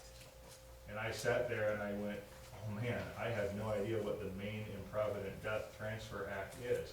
And so I wrote a 5-page answer about what I would do if someone came in and asked me that question, and I copped up. Well, if someone said that, I would tell them that I don't know anything, what I'm doing about the Maine Improvident Death Transfer Act. So the first thing I would do is tell them I couldn't help them. The second thing I would do was to make sure that they had a statute of limitations issue, and if they did, I would inform them of that. And if not, I would look for someone that did that, and I would make an appropriate referral. And if I couldn't do that, I would then send a letter following up saying, please don't sue me because I told you I can't help you. I got a 7 out of 10 on that answer. So it's okay to ask the question, but Tracy's got a point. If you ask the question to the person who's grading the exam, 1, 2, 3 questions a year, fine. 1 million questions a year, probably not fine. I don't know what the middle ground is. I have no reason, I can tell you, there's a lot of auditing firms that do the day-to-day stuff. It just depends on the strength of the financial person, and that does go to Lynette. Lynette's a clerk. It's not, there's no qualification that says that you have to be. And I'm asking a million questions a day on this Well, water right, system. Right. Well, ultimately, it's my understanding that when we propose a journal entry and we go over it with you, if you don't understand it, we describe it, we talk about it, we make sure that you understand what's going on, Yes. why we want the adjustment, what our backup is on it, and then you have the decision to make. You have the right to ask more questions or agree with it or disagree with it. And yeah, there's some amount that, obviously, there's a reason we're giving you that adjusting entry. And I've called you before and questioned you about. But at the same time, that is very common with townships and with clerks. Before I came out here, I pulled a handful of them, of other townships. I just went on the state website, pulled up other townships in the area, and many of them had the same note. Some of them were worded very similar to ours. They don't go into extreme detail. Yes, they are templates. essentially. Yeah, I know. I've done audits, but But they don't go into extreme detail, and like Green Lake and Paradise and East Bay all have the same deficiency listed on there. So it's not an uncommon thing to have material adjustments or even. that's not misstatements. uncommon. You auditing your own journal entries is impairing independence. I understand. And she stood in my office in December and said to me, I don't know, I just do as they tell me. Does that sound like somebody who understands what she's doing? But in the game Tracy? but in the game of risk assessment, if no one's picking on us but us, what do we do to fix it? So when I was down at MTA, there was two, people in one of the classes I took. One was at $185,000 embezzlement Yeah. litigation. The other one's at $850,000 embezzle. So do we just say, No, it's a no. risk? What's the action step? I mean, that's what I think the board should be addressing, is what's the action step? You know, you can't get rid of Lynette and you can't change the job duties described by what she has Right. to do. So, and you're asking you're doing the same thing I'm telling Lynette to do, is ask the question. So what's the solution? And we don't have to figure that out at 7:30 on a, Tuesday night when no one's prepared. But I think Tracy's identified an issue that's clearly given her some concern, and she's clearly backing it up with at least some information. I think Lynette's point is well taken, that she's qualified, this is her role, this has been the role of the clerk in this township for eons, so unless we shake up the whole thing, so now what do we do about it? I mean, I can sit there and tell you that he can defend us, he's on our team, we want him to defend us. I can defend him, but if she's saying, there's a chink in our armor, what's the action step? So maybe you tell John, what's our action step? What do you propose? And maybe Tracy thinks about it, and maybe Lynette and I think about it. And that's the next step, is do we hire a bookkeeper? I mean, because you can do that. You're right. The scary part is we're all in a lot of trouble if it comes up that 50 grand's missing because someone embezzled. Mhm. That's real bad. And that's what I'm trying to do, because I studied fraud Yeah. examination and that, so I know how to commit fraud, that's what they teach us. And that's, right, that's why I want internal controls, this is Maybe why. you're looking at the wrong person. Exactly, I want internal controls, I want everything belted down, cause I know what can happen. We should, The check and Are there balance other of townships that you work with that have an independent accountant, either on staff or separate, like a bookkeeper role? Very, very few. Very few, I because they're think- not big enough. They're not big enough. I think East Bay does. It's a cost thing East too, Bay has a and like couple. I said, it's how big you are, it's how much you wanna spend. The other thing to consider is realize it's governmental fund accounting. And that is not the norm either. So when you're looking to hire a bookkeeper, getting somebody with just business experience that doesn't understand fund accounting. it Yeah, is a different Stacy and animal. Roger, do you remember that, experience where Pat Paul wanted me to have a bookkeeper come in? Yeah. I mean. How'd that work out for the township? So maybe you don't hire a bookkeeper, maybe you find someone who's simply a CPA who specializes in government accounting. Who gets the books ready for the Right. audit. Right, who just answers questions and establishes a relationship, sort of like mine. You don't have to spend $1 billion on me. If you ask me to do work, it's gonna cost you money. If you don't ask questions that year, cause nothing comes up, it's not gonna cost you anything. That's the intermediate role. I would welcome somebody to help me sometimes. And I got nothing to hide, cause I don't know how to embezzle. Ask Tracy. I can tell you. But the fact is, the thing that bothers me is she's not knowledgeable enough. I have worked very hard to learn what I need to know with very limited resources. QuickBooks it's been a struggle Yeah. because it's not made for fund accounting. But you're saying the same thing Tracy is, if you guys can just take a step back. A little bit of help will make Tracy feel better, cause that person prepares. And frankly, she's gonna need someone that's a resource too, cause she's gonna have questions. Well, yeah, and when I realized that there were 4 new board members, but when we got the audit back this year and I gave a copy to everybody, said, do you have any problems, any questions? Do you know how many of them had questions or problems? 1. No, not Tracy. Carl. only one that asked, and I've been clerk for 5 years, and I think Pat Paul was the only one that asked before that. So, you know, some of this responsibility is on you guys too. Yes, but that's, if we can take the personal part of it out of Right, it, right, raising the question is fair, and having the answer is fair. That's what the last board had a lot of trouble with, was having Right, a it's discussion nothing without personal, getting- it's yeah. just, Right. But so. I am passionate about accounting. So the issue's raised, the other side's there, there's nothing else you can do tonight. I mean, Right. let's come back to the drawing board. I mean, you've got a person here with institutional knowledge and expertise.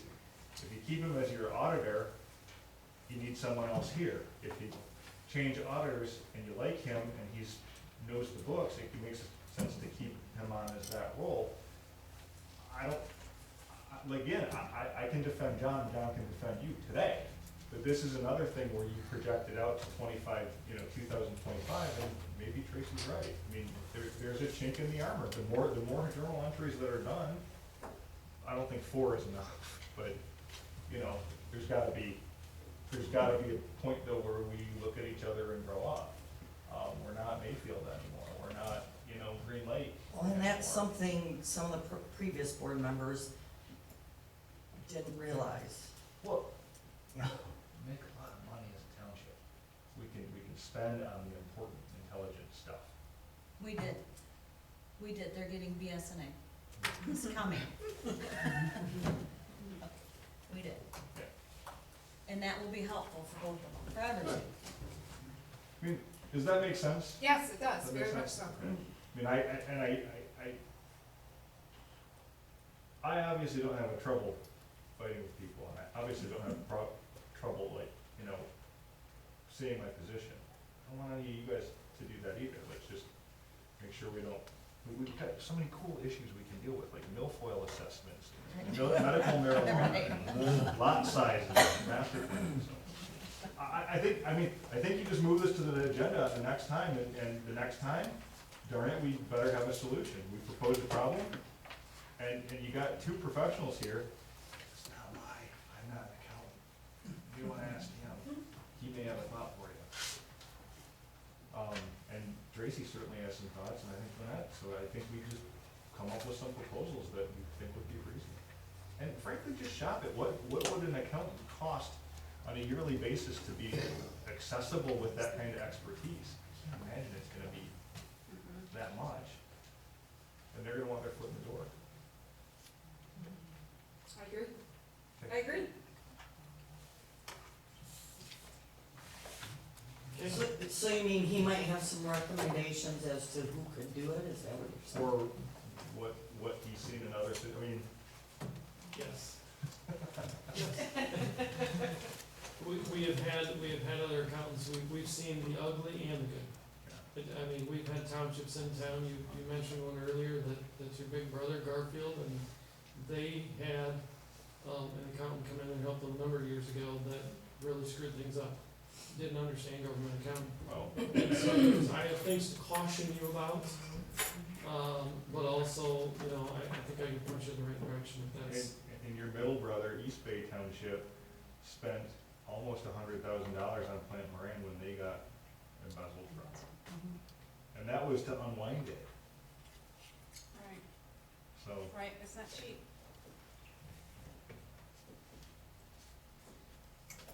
Thank you. Thank you, John. Thank you, Jonathan. Thank you. Thank you. you know what I mean? Yes.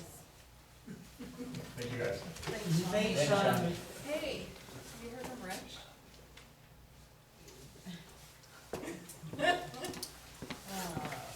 Item B, Paul.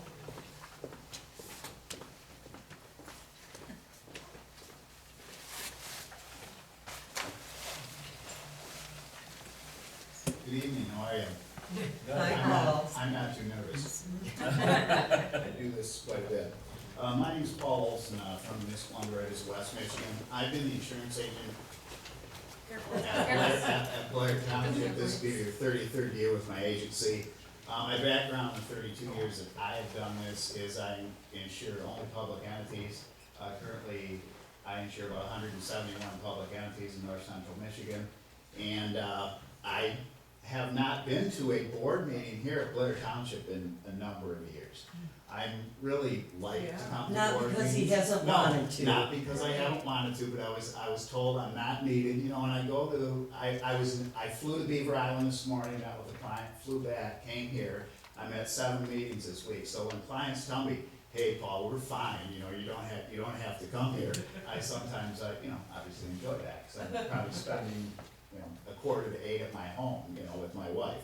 So, anyway, that's who I am, Paul Olson from Municipal Underwriters of West Michigan. As I said, I've insured the township, this will be your 33rd year with my agency. I always like to thank people because I am very thankful of your business. I personally, because there are some new board members, I try to be as professional as possible with my clients. I deal with the clerk. Your clerk's wonderful. I think Lynette does a very good job as far as insurance, you know, purposes and us getting together and keeping me up to date. I've known your fire chief for many years, Jim. And so what I wanted to do tonight is just, I know I had sent a summary of coverages for you over here. I didn't know, you know, it's not real interesting reading, but if anybody had any questions, I'd be very happy to answer them. As far as what I do for the township, I've represented the Michigan Township Participating Plan for the past 32 years. The power plan insures well over 900 townships in Michigan. Our name connotates that obviously we do a lot of townships, and we do. I also do several cities. I do any type of public entity except for a road commission and schools. I even do some small counties. So what I'd like to do tonight is just briefly, and you can cut me off because I can really talk a long time, and I just don't want to talk, and so I don't know if you want to talk that long. What we do is we write a package. So we write a general liability package for you. The general liability package, there's really 3 components to a general liability policy. Those 3 components are bodily injury, property damage, and personal injury. So what you have to remember, if someone litigates against the township, okay, for one of those 3 items, and asks for a monetary damage in that summons and complaint, then we are going to tell your attorney, it's been nice, but we're gonna hire our own attorney to defend this case, okay? So we have all of the attorneys in our program. When it triggers coverage, we hire our own attorneys to defend you. So that's the one part. Who do we cover? Well, we cover any member of the governing bodies, any member of the boards and commissions, any elected or appointed official, any employee of the name insured, and any volunteer. We also cover 1099 people that are in a contractual relationship with you. Those could be an assessor, those could be a zoning administrator. A number of those people are automatically covered as long as they're operating, you know, for Blair Township at the time that the litigation would take place. We also provide medical payments coverage. Those are your classic slip, trip, and falls, where someone claims they've been injured maybe on the playground here, or a child falls off a piece of playground equipment, has a closed head injury, and all of a sudden we're into a bodily injury suit, a liability suit. The med pay, what we do is we go up to $10,000 to assist an individual that might have been injured on your property.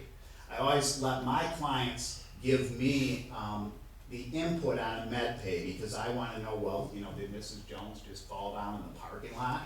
Was there a defect attached to her fall? A defect statute in Michigan is a 2-inch vertical, 2-inch horizontal. So I like to know those things, because if someone just fell down, okay, because maybe they were clumsy, does the board want me, you know what I'm saying, to submit a med pay and pay part of those medical bills? So that's an option that we always give you. Because even if we pay medical bills for someone that's injured on your property, that does not stop them from bringing litigation against you for bodily injury at a later date. The med pay is just there to kind of a first aid coverage, an automatic first aid coverage.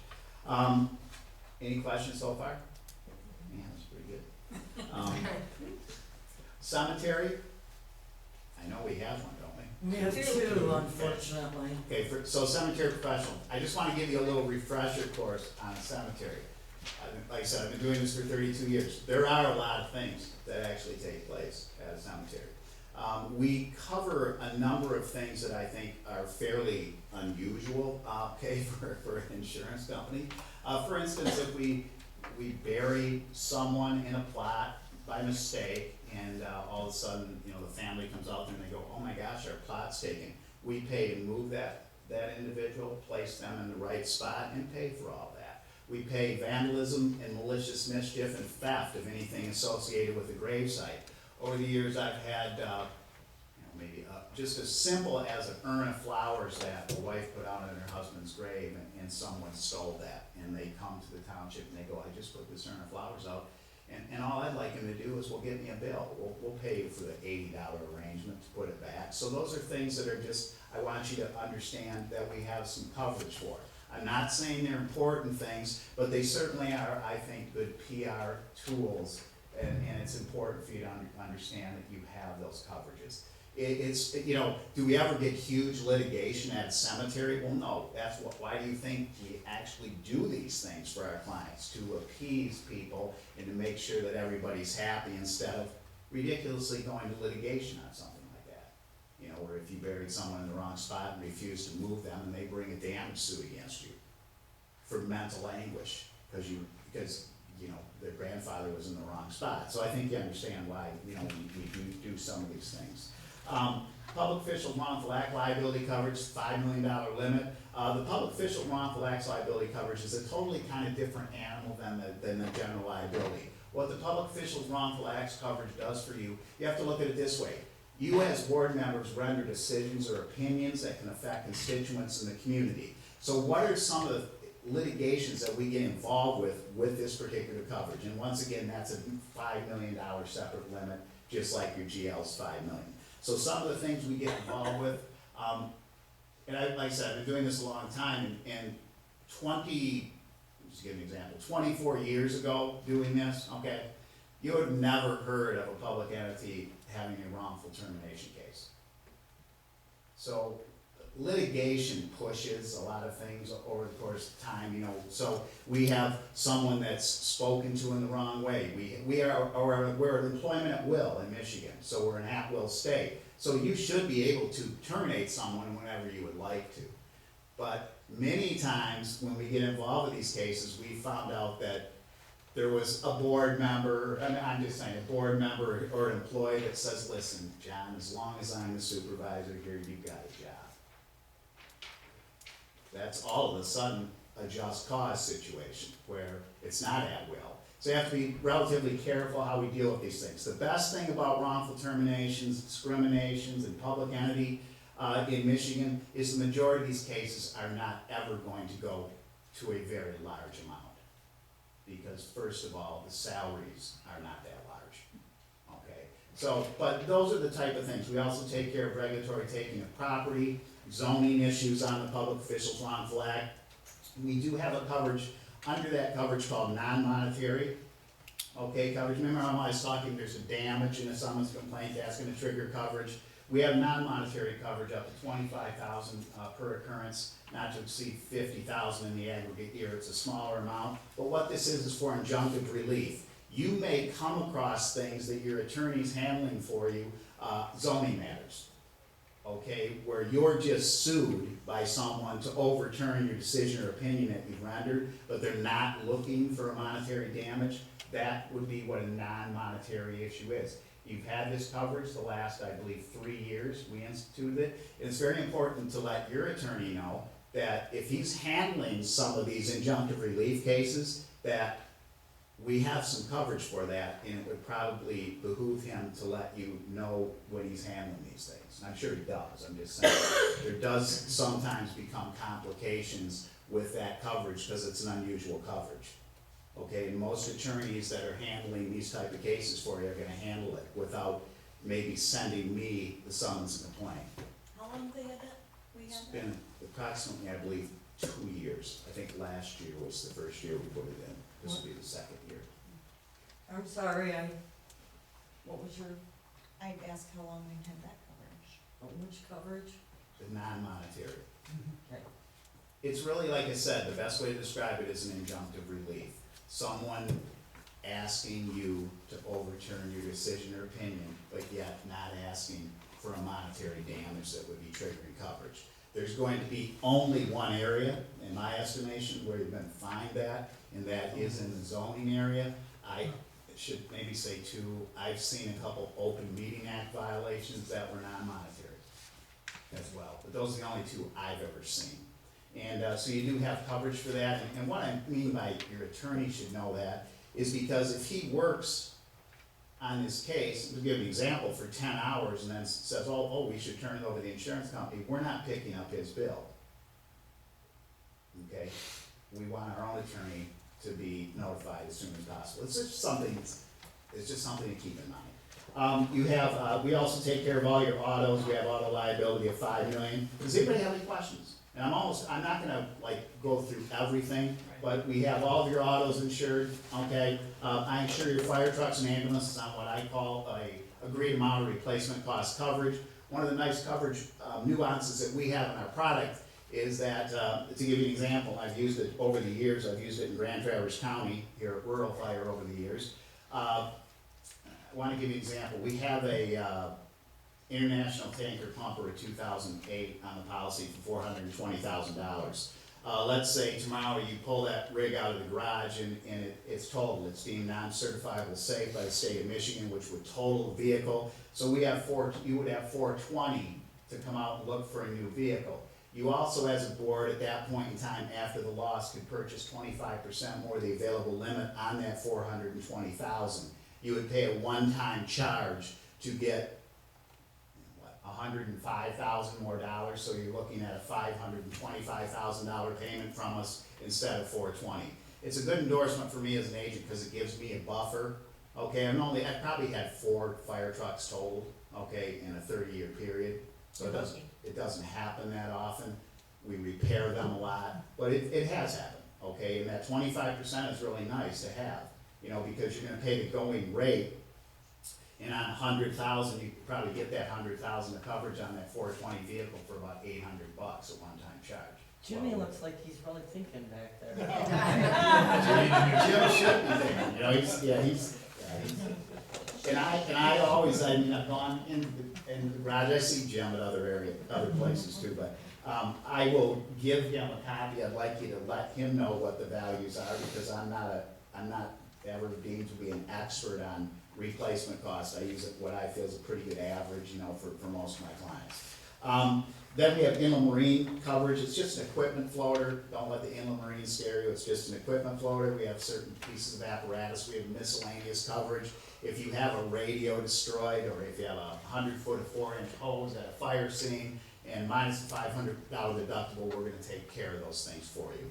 Sometimes we have turnout gear that's damaged at a scene, or it's torn. Those are certain things. There's just all kinds of things that you can get involved with there. Then, I wanted to, your property, just very quickly, okay? It's, property is on a blanket basis. I have $7,490,000. I write my properties on a blanket basis with no co-insurance. It's really a simple way to work with property. If we have a loss, okay, and I'm gonna take an example. If we have a loss on this building, it's on the policy for $1.5 million, the structure. If it was gonna cost $2 million to replace, we do that. How does this work when you have a loss? Well, when you have a loss, we look at the square footage of the building, obviously, as the insurance company. We put a value on that building. When we have a loss, what do you have to do? We got a lot of headaches, okay, I can tell you that, because I've had total losses. You have headaches because the onus is on the insured to verify the loss, at least within the contents of the structure. But also, you would hire an architect to build a new township hall based on the square footage of the township hall. And just give you an example. Let's say they came back at 1.7. Well, Paul had 1.4, so I was a little off. But even because we're writing a blanket basis with no co-insurance, we would pay the 1.7. One of the things I try to do as an agent is keep my buildings as close to replacement cost as possible, because I also have a company that I contract with that if I'm $600,000 off on a building, they're not gonna be too happy, right? If we have a total loss, we still have a blanket to pay it. So that's one of the reasons I've always tried to equate the properties at a replacement cost value. The last thing, we have some computer coverage, $100,000 on computer electronic data processing coverage. I have boiler and machinery coverage, which would be mainly for wastewater treatment plants, wastewater plants or water systems. Elevators come into that play. It's all based on the same value of your property. Just had a 1.5 million wastewater treatment loss up north of here this year. It was interesting. Learned a lot on how all that coverage works. Believe it or not, doing this a long time, you can still learn more things. And the last thing, because we talked about this, and I'm not trying to, we also have a coverage for employee dishonesty. We have up to $100,000 for each employee. What is employee dishonesty? Well, we just talked about that a few minutes ago. It's someone that would be accused of absconding with money or cooking the books. I'm happy to say that in 32 years I've had 5 cases. They've all been in cities. Some of them have ranged over 150,000. Some of them ranged from 80,000. And one of the big issues with the blanket bond is that when that individual there's an accusation made, and then the one thing that you do pay for that the insurance company would not pay for would be the audit. You know, if you had to go back 3 years and you had to bring professional auditing service in to do the audit, you would pay for that. But what we pay for is at the final restitution hearing, when this individual in lieu of jail time is beginning to mortgage their home to pay back some of this money, whatever the amount of money is left at the restitution hearing, I'll give you an example, $75,000, we would pay the $75,000 on behalf of the township. Okay, so that's the way that kind of works. It's an interesting coverage because it is one of only criminal aspects that we really cover, because most of our litigation and coverage is going to be on the civil nature. It's not on the criminal nature. And can officials and employees be charged criminally? Certainly they can.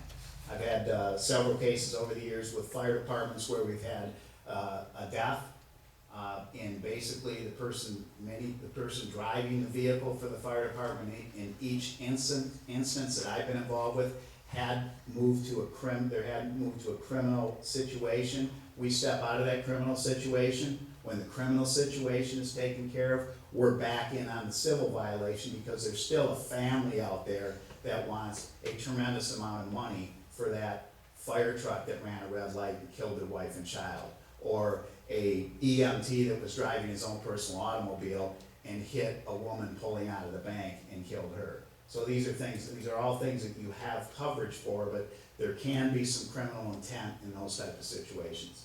I can go on, but That's good, Paul. We got a copy of it. all right. And just to let you guys know that I talked to Paul within the last couple of weeks, and they're going to do a scholarship for me to do the citizen planner course and that. And I wanna know, do you insure Parashini? Who's Paris? Parashini, Grayling, no. I'm sure the township that it's in South Branch, I'm not sure. Beaver Creek? Beaver Creek, okay, yes, we do that as well, Beaver Creek.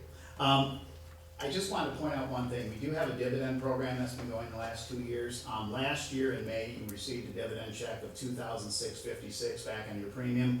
This year, the dividend check coming out will be $1,885 roughly, okay, coming back to the town. And the bill only went up $10 this year. The bill went up $10 because the MCCA charge, Michigan Catastrophic Claim Association, increased everybody's vehicle in our program $10. You don't pay that catastrophic claims for a fire and emergency vehicle, but your parked vehicle, you do the truck, yeah.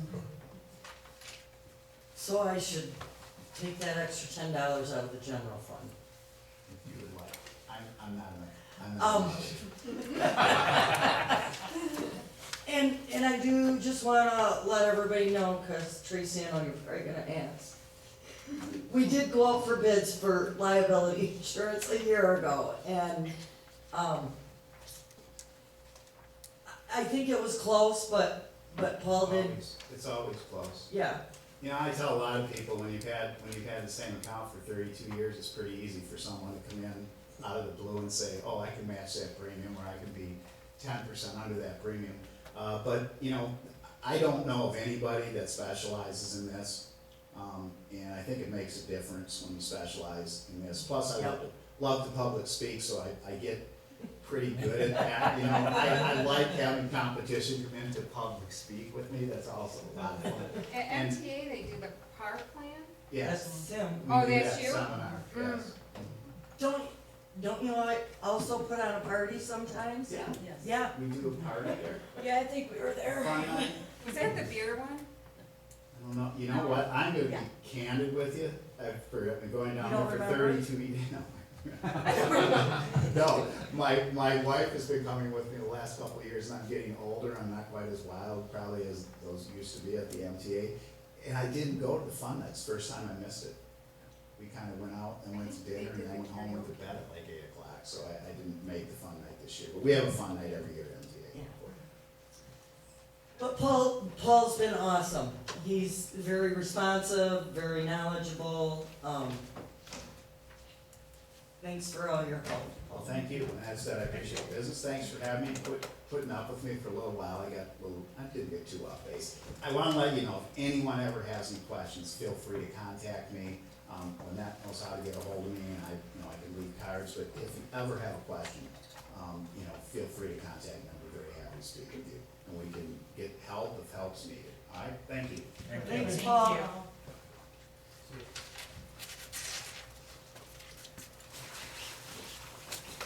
Here's road cleanup. Well, our spring cleanup through the county, we adopt a road through the county was. Hey, Andy, don't leave yet. Oh, right. We might have to have a question for you. I'll sit here by Jim. Okay. The county adopt a road cleanup. The township always does Vance Road. Andy, come back. That Lexford 5354 Kelly Trail. And we missed the 8th road Three-year-old for the male county. wasn't feeling well. They're currently in We're Rockford, wondering Johnson, if we would know, 37. if we could, rather than wait until July, if we would schedule another date and still borrow the vests and get bags. I would contact Deb Hunt Okay, at the road commission, she's the office manager, she will answer that question, I do not know that answer. okay. And if you'd like, I can for you and get back to you. Well, we can call her tomorrow. Okay. No, Somebody it's to just the did. board. If somebody just did 37, Yeah, there were a bunch of bags out yeah, there, so. that's, I have seen them off cycle, I don't know if it's them doing it on their own, picking up, I don't see an You're issue, doing but I Hammond can't speak Road, for, and I'm one of five, Just, and I'm not yeah. sure the policy. or even if we could just borrow the video, but that's up to us now. I think that we should schedule a date in the near future and not wait until July when it's 80 degrees and we're picking up garbage. If you do have a problem with the board, the road commission, please reach out to me and I will get Okay, it on the agenda to try to modify the policy to work with groups that wanna help us. Yeah. Work outside of that window if something comes up. thanks. Anything else? I'm going home, it's been a long day, building playgrounds. I hear you. Thanks, Andy. Yeah. Thank you. So anyways, I'd like to schedule a date, I say next Friday. next Friday. Yeah, I'll be in Florida. She'll be in Florida next Friday. When you want to go? Next Friday. Next Friday? Well, I can't do much, you know that. You can drive the truck. Yeah, What is the date? Yeah, I did get permission to try today. next Friday is the 19th. It doesn't matter to me, it doesn't have to be a Saturday, I can make anything work. I need to know so I can throw a lot of trash out. You won't be here. I'll stay, The 19th? west Friday of the 19th. 37. So if you do the pickup, and the county's already done they only have certain days that you have put it out and they would pick it up, right? But yeah, the county would pick it up and dispose of it, they provide the vest, they provide the bags and the video for training for safety. But it was certain But I times. think we've all seen the But it video couldn't- numerous Right, times. so we could, We we can just could do our bring it own. back and put it in our Yeah. dumpster. Dumpster? Yeah. Okay, good. That's Yeah, all I know. picked up a mattress and a box spring already Okay, last good. week. Okay. Cool, can I clean out my garage too? Are you guys interested in doing Yes. a plan? Okay. I wouldn't be able to do it, but I would try and see if it could connive my wife out, okay? I'll take care of maintenance. Third of June.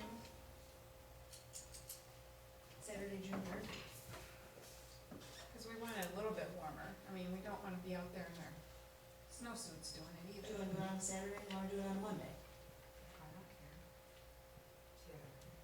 Graham's coming, I'm open. See what now? Saturday or Monday? Stace works on Or Monday. Sunday, or, Or I don't Sunday. care, let's just pick a date. Saturday, June third? Sure. You can do Saturday. What time? 9 AM. Well, now you're getting a little silly.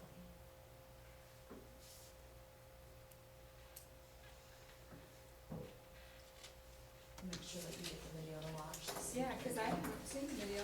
Oh, it's great. So do I gotta make a motion? No. Huh? No, No? no, we're just gonna go clean up Vance Road.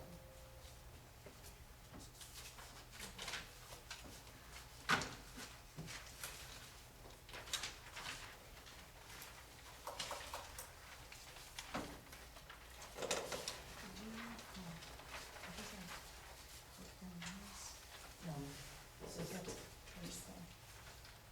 public hearing for the 2017-2018 city fire. Open close. Yep. All right, we're entering into our public hearing for our budget. The fiscal year budget. We're gonna open up the public hearing at 8:06 PM. The 2017-2018 fiscal year budget, fire and police fund 2.5 mils levy. Is there any public comments? Any public input? Any board?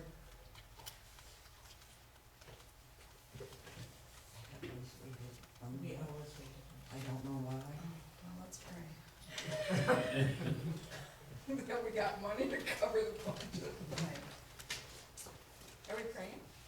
Well, no, I'm just waiting here. Okay, we're gonna close the public hearing 2017-2018 fiscal year budget, fire and police fund 2.5 mils levy. At 8:08, we're gonna open the public hearing 2017-2018 fiscal year budget ambulance fund 1.497 mils levy. Any public comment? Any board comment? Let's pray for a minute. I thought you were serious.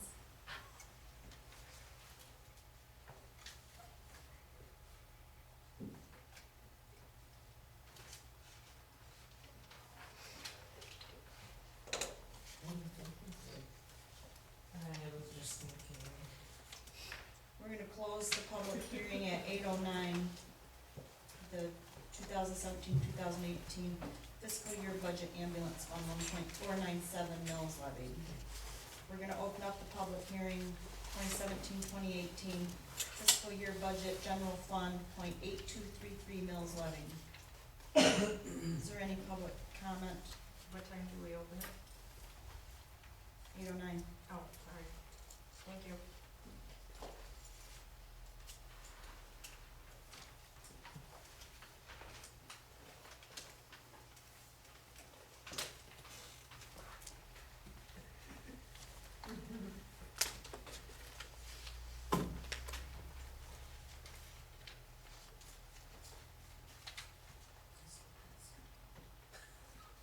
We're gonna close the public hearing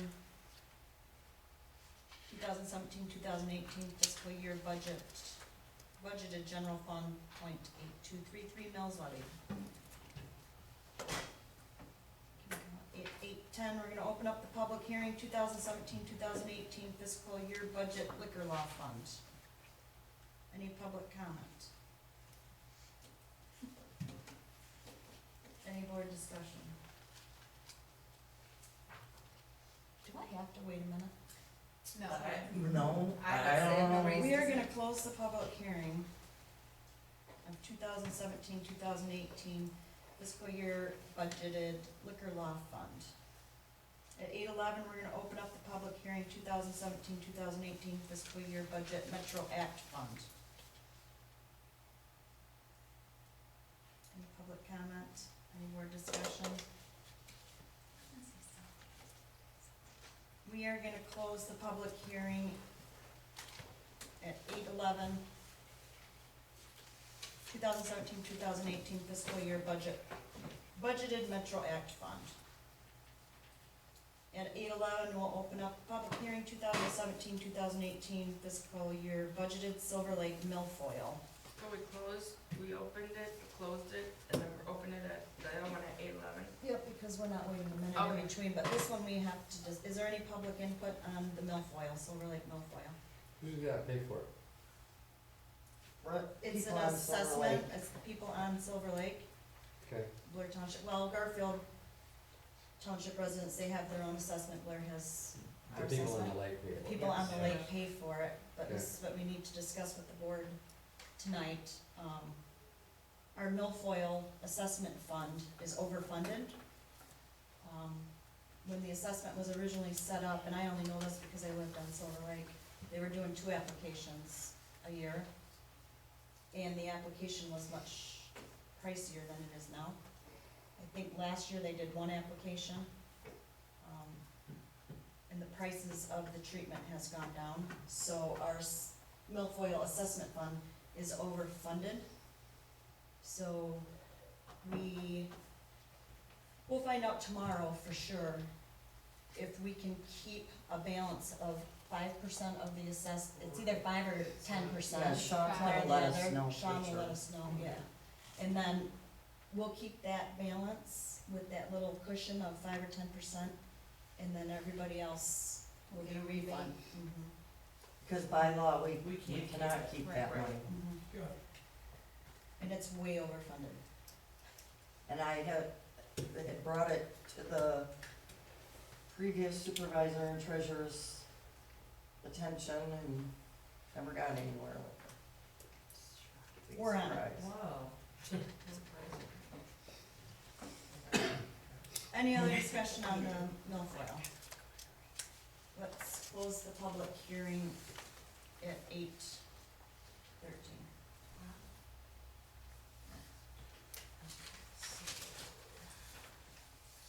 So, just to let any public know that might be wondering or whatever, we did change the format a little bit this year, of how we go about the public hearing and adopting the budget.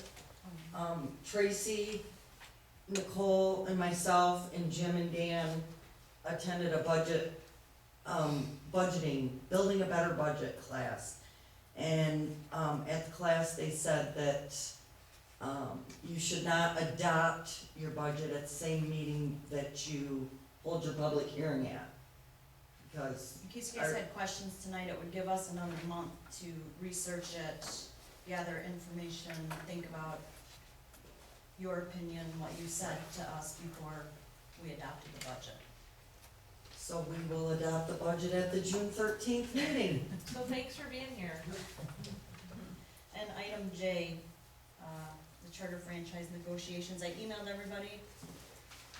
That's been the ongoing meetings, for about 3 months now, we've had a monthly meeting. It's all the townships that are negotiating, it's all the townships and the city.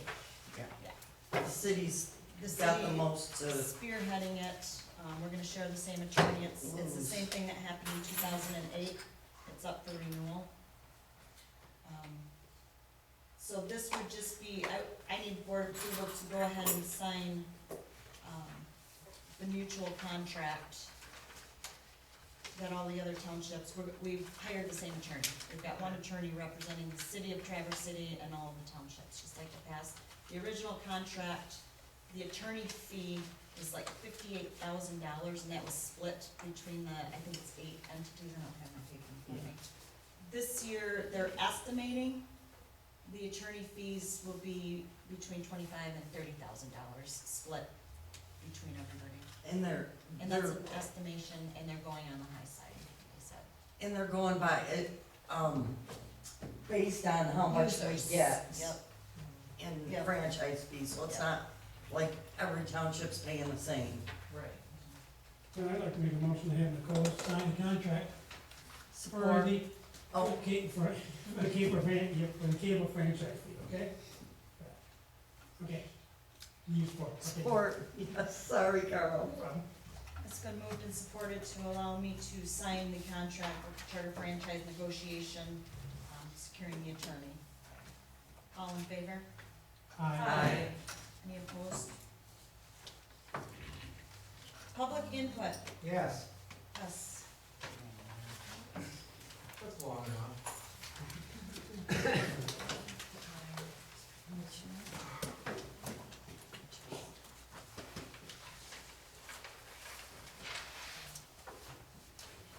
My name's Jerry Lown, I live on Vance Road, and we're gonna get roughly 320 wonderful neighbors here pretty soon this year probably, which is 80 houses, figure an average family of 4, and I'm wondering what's gonna happen to our road.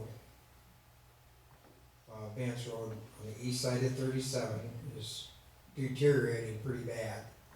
I've talked to the county, and I've talked to Garth, and I can't think of his name right now, Toby. He come out and looked at it. Is there anything in that new development down there, it's Mr. Claus's, where he maintains the road if he tears it up? Do you know if there's anything? Vance Road? Yeah, Vance Road, that's where How would he tear it up? the heavy trucks, cement trucks, gravel trains. It's just tar and chip road is all it is. And right now, it's really bad when you meet another car because the shoulder, the asphalt is deteriorating because of the gravel part of the road is lower than the asphalt. So everybody runs on the edge and it's breaking all up and it's a mess. I'm And curious what also, the, road it's commission- 55 mile an hour down through there. in front of your house? Yes, 55 mile an hour, plus. Well, plus is probably illegal, but. Well, they don't care. Yeah. So, I mean, it's a concern of mine, I lived there Is it 51 posted years. 55? And now we're gonna have 80 units on the north side of the road, No. east of my house, on less than half-acre lots, so you figure that's gonna be 320 more people down there that will trick-or-treat my house. That was Yeah. So, What Better did turn the the road, light off. what did the road commission say? they're looking at it, I heard that anywhere from a year to 3 years, they might do something about the road. But, it's just, we had 3 ready-mix trucks go down this morning, to the one subdivision on the south side of the road, pouring concrete on the lot right there. When it gets warmer out, the white road is real pliable. When it's cold out, is when it goes to pot. I told, Toby, I said, why don't you just grind it up, put it back to dirt? That way, it's all dirt, you don't have to worry about it. So, I didn't know if there was anything when they approved the plan or anything like that, I don't know I don't know if I have to see, the zoning or what. Yeah, I don't think that the township legally could enforce a county road. Well, they can, when they do the, site plan, they can put into that site plan or whatever it is, a stipulation where the contractor is liable for the road. Is what I was told. In their development. Correct. Yeah, Not on inside their public. development, yes, they're responsible inside Yeah. of development, but a county road, no, and the county road does the, traffic study and are the ones that give the approval also for the development going in, Correct. yes. Everything's been approved for it to go in. I'm just wondering what's gonna happen with our road,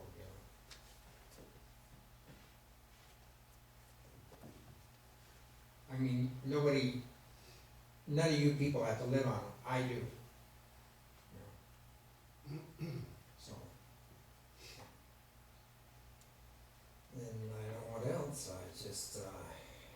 we're gonna do it, the cleanup Saturday, so June third. Saturday, June 3rd.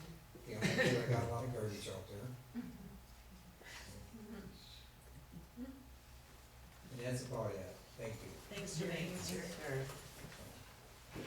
But I will ask more questions about, you know, our road, it is, you know, it is going bad. Yoki? Folks, have a great day. Thanks, Jerry. Mr. Klaus. I can do it. Go ahead. Bill Klaus. We hope to put 110 families in that area, assuming that we'll get our plan modified and approved eventually. And by the time we're done constructing homes there, the prices will be over 200,000. At the inception, they start at about 170. That's about as low as you'll get in there. And so if you take an average of 200,000 over 110 homes, if I did my math right, that's $22 million worth of value going there for home values. And property taxes would be based on about half of that, I would think, 11 million, which should provide the municipality good money to work with to do things that need to be done in the community. Road improvements? Pardon? Road improvements? Well, road improvements is the county road commission. And just to be really clear on this, that Vance Road was built under a much older county road construction standard. The roads that we build in our developments are far superior to the road that we travel on Vance Road to get to our development. Well, Jerry said it was like chipped and. It's tar and chip. Tar Yeah, and chip. it's tar and chip. And they do that from a maintenance perspective anymore. They don't do it from a construction perspective anymore. And the other thing I want to comment about, I just want to address the roads just a little bit there, based on Jerry's concern. Because we don't have any control over the county roads. The county road commission does. But when you folks, as a board, have your joint meeting with the planning commission, I don't know how many of you are aware of what happened relative to our most recent proposal that went in front of the planning commission for Woodbury Estates. But we had made a proposal, and I don't have my notes in front of me, but I believe our original approval granted in late December was for 84 units. And we had a piece of acreage in the northeast area that the commission asked, what are you gonna do there? And I wasn't at the meeting, but the people that were at the meeting representing me indicated that they didn't know, and they truly didn't know.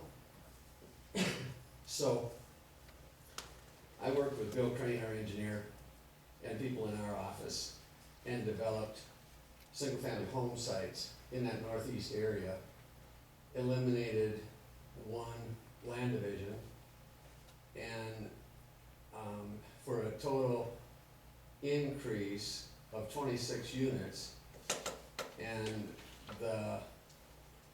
the average unit size on the increase, if you want to talk about area, is larger on the average than the units that were approved in December by the planning commission. 4 members on the planning commission, you have 3 very good members. Jerry Heim, Bob Bovee, and Mr. Nickerson.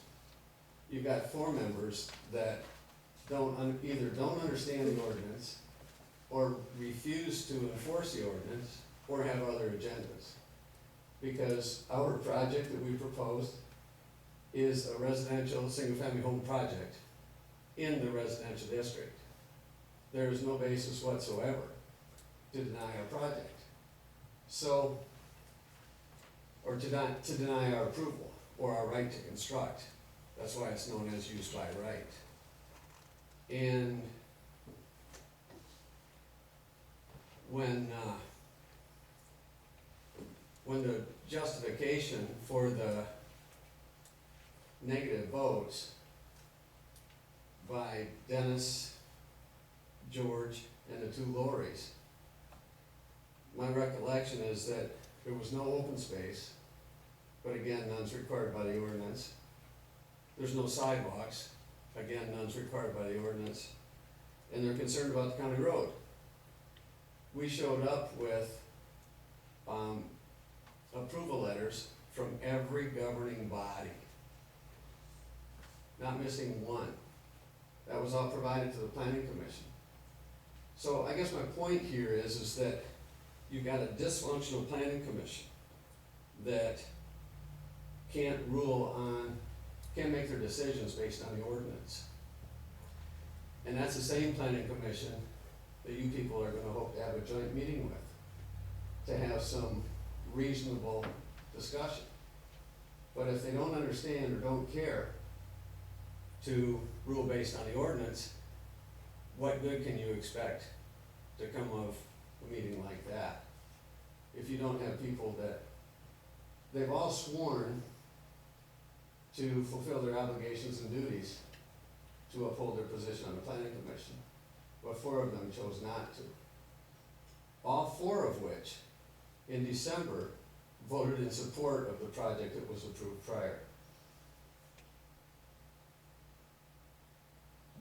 I've got a lot more to say, but I won't say any more tonight.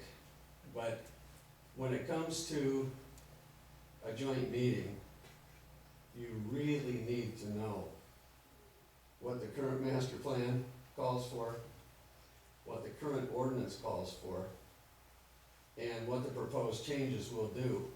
The proposed changes grant nothing. The proposed changes are all rights robbing. That's all they are. The rights that we enjoy today, we will not enjoy if that gets adopted.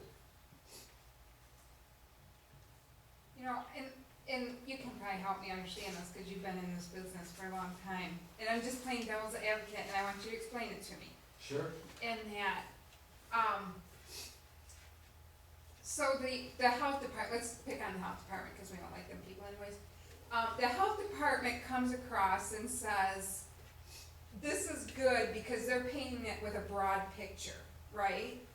But as I am a resident and have constituents in that, yes, it was approved by the health department, yes, it's okay with the zoning, but when I grow up, I don't want, and this is just hypothetically, because I think what you do is amazing and stuff, but when I grow up, I don't want, all of the, you know, going back to the master plan, what Sean says, and that I don't want this congested with all these septics and stuff in one area.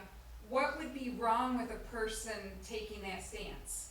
Well, because the ordinance does not support it. The person taking that stance has no education like the people in the health department do. They don't know their tale from 50 cents a week as it relates to the knowledge and the training and the education that the people that have at the health department. And beyond that, it's very similar to, and I'm not picking on you, but I'm gonna use this as an example. Yes, And as you cross-examining this young fella from Tobin here, okay, because you know exactly what you know. Right, exactly. Okay, you're tuned in, you got it, you're there, you're on it, okay? I'm tuned in, I got it. The health department people are tuned in, they went to school, they have certifications, credentials, they have everything it takes to rule on that stuff. But nobody on that planning commission does. So what you're saying is, if they have questions about the septics, or if they have questions about lot size, go into health department, sit and talk to them? I mean. That's been done. That's been done. By the people that you're saying said no. The zoning administrator here made a comment that the health department laughs at our zoning ordinance and laughs at us. I've known Tom Buss, who is the head of that health department. I've known him for 40 years. He just retired. I was there when he started. I was there when he left. I'm still here. Okay? So I went in and sat down with Tom. And it was indicated that young, oh gosh, what's his first name? I wanna say Mike, I think it's Mike Colbus, was the guy that said that. So Mike is brought into the conference room with Tom. So is, me and names, I can remember numbers. The guy who is likely going to be the head of the health department at this time was also brought in there, because he works in Blair Township too. And we had a sit-down discussion, and I invited our zoning administrator to be there, and she didn't wanna be there. Cause I wanted to sort the mouse shit out of pepper damn quick. And so, we had our meeting, I told them what the claims were. You probably saw the letter that came of that meeting, okay? So then you can see clearly that the health department has been intimately involved in this project since day one. And we have to go to every governing body. We have to go to the road commission. We have to get permits to access the county road. Just because we own property on the county road doesn't mean we can access it in the way that we may choose. In fact, originally, I had 2 roads coming in and out of Woodbury Estates. The road commission denied us the second road. They said, we don't require that, and you're too close to Pine Tree or Cone Tree or something like that. And, you gotta be 300 feet or more away, or whatever their distance was, we were less than that. So we're not gonna permit that, but we'll permit this one down here, which is to the west. I said, you mean to say that as opposed to having a secondary ingress egress for all sorts of purposes, just everyday living and certainly to provide for emergency services, he says, well, you can go to the County Road Board of Commissioners and beg for relief on that. And I said, how many times since you've been here, Garth? And Garth is their engineer. And Ron Roloff is their permitting guy. And I was with both of them. Since you guys been here, how many times has the board went against your rule book or whatever you call it, your standards? Never. So there's no point in going there. Nope. So you're only gonna have one road coming in and going out? That's all I can have. Wow. But- Cause you know that one on Zimmerman is horrible when but- they got that garage sale. Okay, but, because I believe in my client, I believe in what I do, and I believe that having a secondary means of ingress egress is a really good thing. I proposed in my site plan that got approved in December, a paved, we can't call it a road, there's a different term of art we have to call it because of your zoning ordinance here, and a different term of art that we have to call it because of the road commission's ordinance. So we satisfied them both and called it the right thing, whatever that is, but basically, it's a 24 foot wide mat of pavement with a crash gate on it that takes us out to that pine cone or cone tree or whatever it is. Oh, great, cause that road's bad. Yeah, so it takes us out there, so there's a point, so we created that, went over, instead of saying, well, I guess we don't have to have it because road commission won't permit it. We went way beyond that to get it, because I think it's a valuable thing, I think it's a very useful thing. And hopefully we'll never need it, but it's there, and it's there if it's needed. So, after someone like myself goes through every hoop and hurdle, and gets every approval from every governing agency. And when you said, about the health department, we don't like it anyway, I actually have the most fabulous relationship with the health department, with the road commission, with every governing body with the exception of Blair Township. In my own township where I live, I can't get a use by right approved because of 4 planning commission members that have agendas other than what they have sworn to do for their oath of office. So I'm reduced to filing a lawsuit. And that's what Sean was talking about tonight. And I'll win. Because it's a use by right. Only a fool would deny that. An absolute fool. So there's 4 of your members. And now you're gonna try to work your way through a master plan with 4 people that should be removed. I don't know how you're gonna get anything good out of them. And Dennis, I wish he was sitting here. Me too. He made a statement, it's time we set a precedent of ignoring the ordinance. Wow, You're giving me something to think about. Thank you. you're welcome. I'll probably have more questions for you. I'll have more answers. Thanks, Bill. Yep. I just Jim. wanted Yeah, I just have a moment, silence. the budgeting process this year was challenging more than I've ever had. But it was the most team effort. It wasn't us against them, it wasn't me against you, it wasn't my personal feelings for that. It was a decision made by all, and I'm very happy and very proud.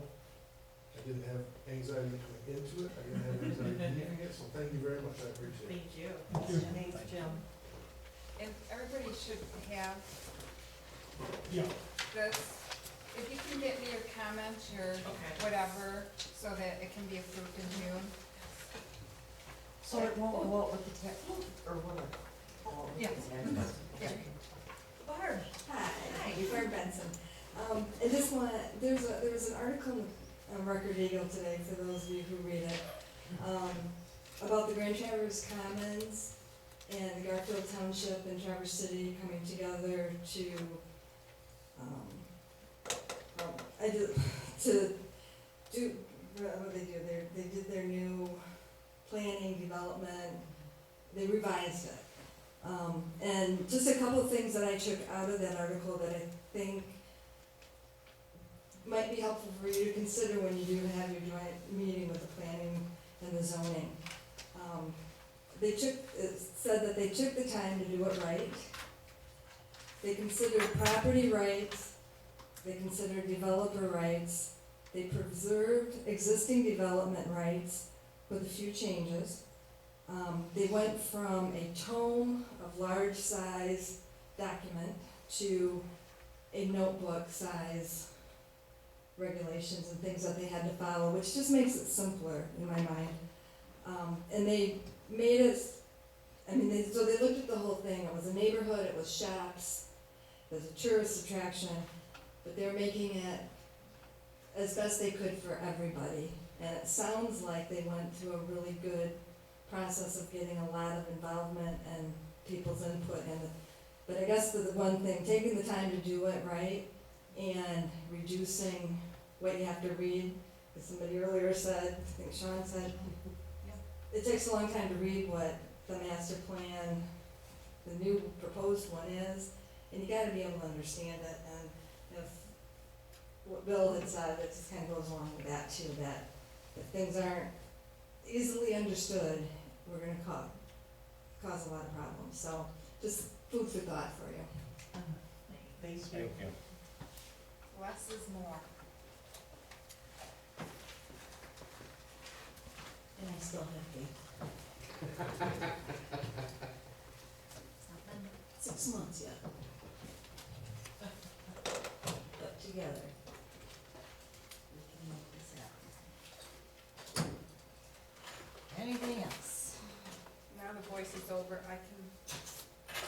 on this meeting, we were supposed to bring our goals and objectives. If you wanna give them to me, cause I said I was gonna Tracy had put that list together. I can add that to the list, and those will be with the budget next month when we adopt it. Cool. Thanks, Carl. Mhm. You did your homework. Hey, you can't run around. I'm looking for a motion. Motion to adjourn. Second.